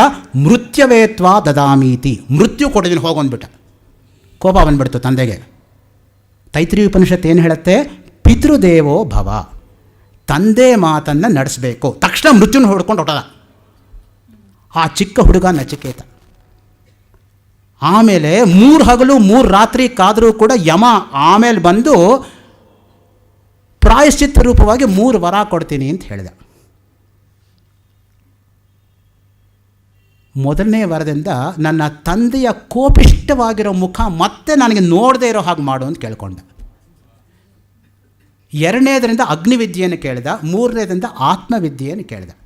ನಿಜವಾಗಿ ಅವನಿಗೆ ಆತ್ಮವನ್ನು ಗ್ರಹಿಸೋದಕ್ಕೆ ಆಗತ್ತೋ ಇಲ್ವೋ ಅನ್ನೋ ದೃಷ್ಟಿಯಿಂದ ಅವನಿಗೆ ಪ್ರಲೋಭನೆಗಳನ್ನು ಒಂದಾದ ಮೇಲೆ ಒಂದು ಸಿಸ್ಟಮ್ಯಾಟಿಕ್ಕಾಗಿ ಒಡ್ತಾ ಬಂದ ಯಮ ಅವನ ಮೇಲೆ. ಆನೆ ತೆಗೆದುಕೊಂಡೋಗು, ಕುದುರೆ ತೆಗೆದುಕೊಂಡೋಗು, ಒಂಟೆಗಳನ್ನು ತೆಗೆದುಕೊಂಡೋಗು, ಅಪ್ಸರೆಯರನ್ನೆಲ್ಲ ಕರ್ಕೊಂಡೋಗು. ಅದಕ್ಕೆ ಅವನು ಕೊಟ್ಟು ಉತ್ತರ ಏನು? ತವೈವ ವಾಹಸ್ತವ ನೃತ್ಯ ಗೀತೆ, ಅದೆಲ್ಲ ನೀನೇ ಇಟ್ಕೋಪ. ಅದಕ್ಕೋಸ್ಕರ ನಾನು ಬರಲಿಲ್ಲ. 3 ವರ ಕೊಡ್ತೀನಿ ಅಂತ ನೀನು ಹೇಳಿದವನು, ನಾನು ಬೇಡಲಿಲ್ಲ ನಿನ್ನ ಮನೆ ಹತ್ರ ಬಂದು. ಜೊತೆಗೆ ಆತ್ಮವಿದ್ಯೆ ಬೇಕು ಅನ್ನೋ ನನಗಿರೋದ್ರಿಂದ ನಿನಗೆ ಆತ್ಮವಿದ್ಯೆ ಗೊತ್ತಿರೋದ್ರಿಂದ ನನಗೆ ಗೊತ್ತಿಲ್ಲ ಅಂಥೇಳಿ ನೀನು ತಪ್ಪಿಸ್ಕೊಳ್ಳೋ ಹಾಗಿಲ್ಲ. 3ನೇದು, ಜಿಜ್ಞಾಸವಾಗಿ ನಾನು ಕೇಳ್ತಾ ಇರುವಾಗ ಗೊತ್ತಿದ್ದು ಹೇಳಿದೆ ಹೋದರೆ ನಿನಗೆ ಪಾಪ ಬರುತ್ತೆ, ದಯವಿಟ್ಟು ಕೊಡು. Yama is terribly caught, he can't escape. ಎಷ್ಟು ಸಂತೋಷ ಆಗುತ್ತೆ ಅಂದರೆ ಯಮನಿಗೆ ಸುದೀರ್ಘವಾಗಿ ವರ್ಣನೆ ಮಾಡ್ತಾನೆ ಆಮೇಲೆ ಆತ್ಮ ಬಗ್ಗೆ. ಆತ್ಮ ಅಂದ್ರೇನು, ಆತ್ಮ ಹೇಗೆ ನಿತ್ಯ, ದೇಹ ಹೇಗೆ ಅನಿತ್ಯ, ಸ್ವರ್ಗ ಸುಖವೂ ಹೇಗೆ ನಶ್ವರ, ನಿಜವಾದ ಸುಖ ಅಂದರೆ ಆತ್ಮಸುಖವೇ ಸುಖ. ಆತ್ಮನಸ್ತು ಕಾಮಾಯ ಸರ್ವಂ ಸುಖಂ ಭವತಿ. ಅದೇನು ಆ ಆತ್ಮಸುಖ? ಆ ಆತ್ಮಸುಖವನ್ನು ನಾವು ಹೇಗೆ ಪಡ್ಕೊಳ್ಳೋದು ಅನ್ನೋದು ಕಠೋಪನಿಷತ್ತಿನ ಮುಖ್ಯ ಸಂದೇಶ. ಅದು ನಾಳೆ ದಿನದ ಉಪನ್ಯಾಸದ ಪ್ರಾರಂಭ. ಇಲ್ಲಿವರೆಗೂ ಕೂಡ ಅತ್ಯಂತ ಸಾವಧಾನ ಚಿತ್ತರಾಗಿ ತಾವು ಕೇಳಿ ನನ್ನನ್ನು ಅನುಗ್ರಹಿಸಿದ್ದೀರ. ತಮಗೆಲ್ಲರಿಗೂ ಕೂಡ ನಾನು ವಿನಯಪೂರ್ವಕವಾಗಿ ಭಕ್ತಿ ಪ್ರಣಾಮಗಳನ್ನು ಸಲ್ಲಿಸಿ ನನ್ನ 2ನೇ ದಿನದ ಉಪನ್ಯಾಸವಾಗಿರ್ತಕ್ಕಂಥ 4ನೇ ದಿನ ತಾವು ಇದೇ ರೀತಿಯಲ್ಲಿ ಬಂದು ಸಹಕರಿಸಬೇಕು ಎಂಬುದಾಗಿ ಬೇಡಿಕೊಂಡು, ನನ್ನನ್ನು ಅತ್ಯಂತ ಅದ್ಭುತವಾಗಿ ನನ್ನ ಬಗ್ಗೆ ಒಳ್ಳೆಯ ಮಾತುಗಳನ್ನು ಹೇಳಿ ನನಗೆ ಹುರಿದುಂಬಿಸಿ ನನ್ನ ಹಿರಿಯರಾಗಿರ್ತಕ್ಕಂಥ SR ರಾಮಸ್ವಾಮಿಯವರು ಮತ್ತು ಸನ್ಮಿತ್ರರಾಗಿರ್ತಕ್ಕಂಥ ರಾಮು ಅವರಿಗೆ ನಾನು ಕೃತಜ್ಞತೆಗಳನ್ನು ಸಮರ್ಪಿಸಿ 1ನೇ ದಿನದ ಉಪನ್ಯಾಸವನ್ನು ಇಲ್ಲಿಗೆ ನಿಲ್ಲಿಸ್ಕೋತಾ ಇದ್ದೀನಿ. ಓಂ ಶಾಂತಿ ಶಾಂತಿ ಶಾಂತಿ.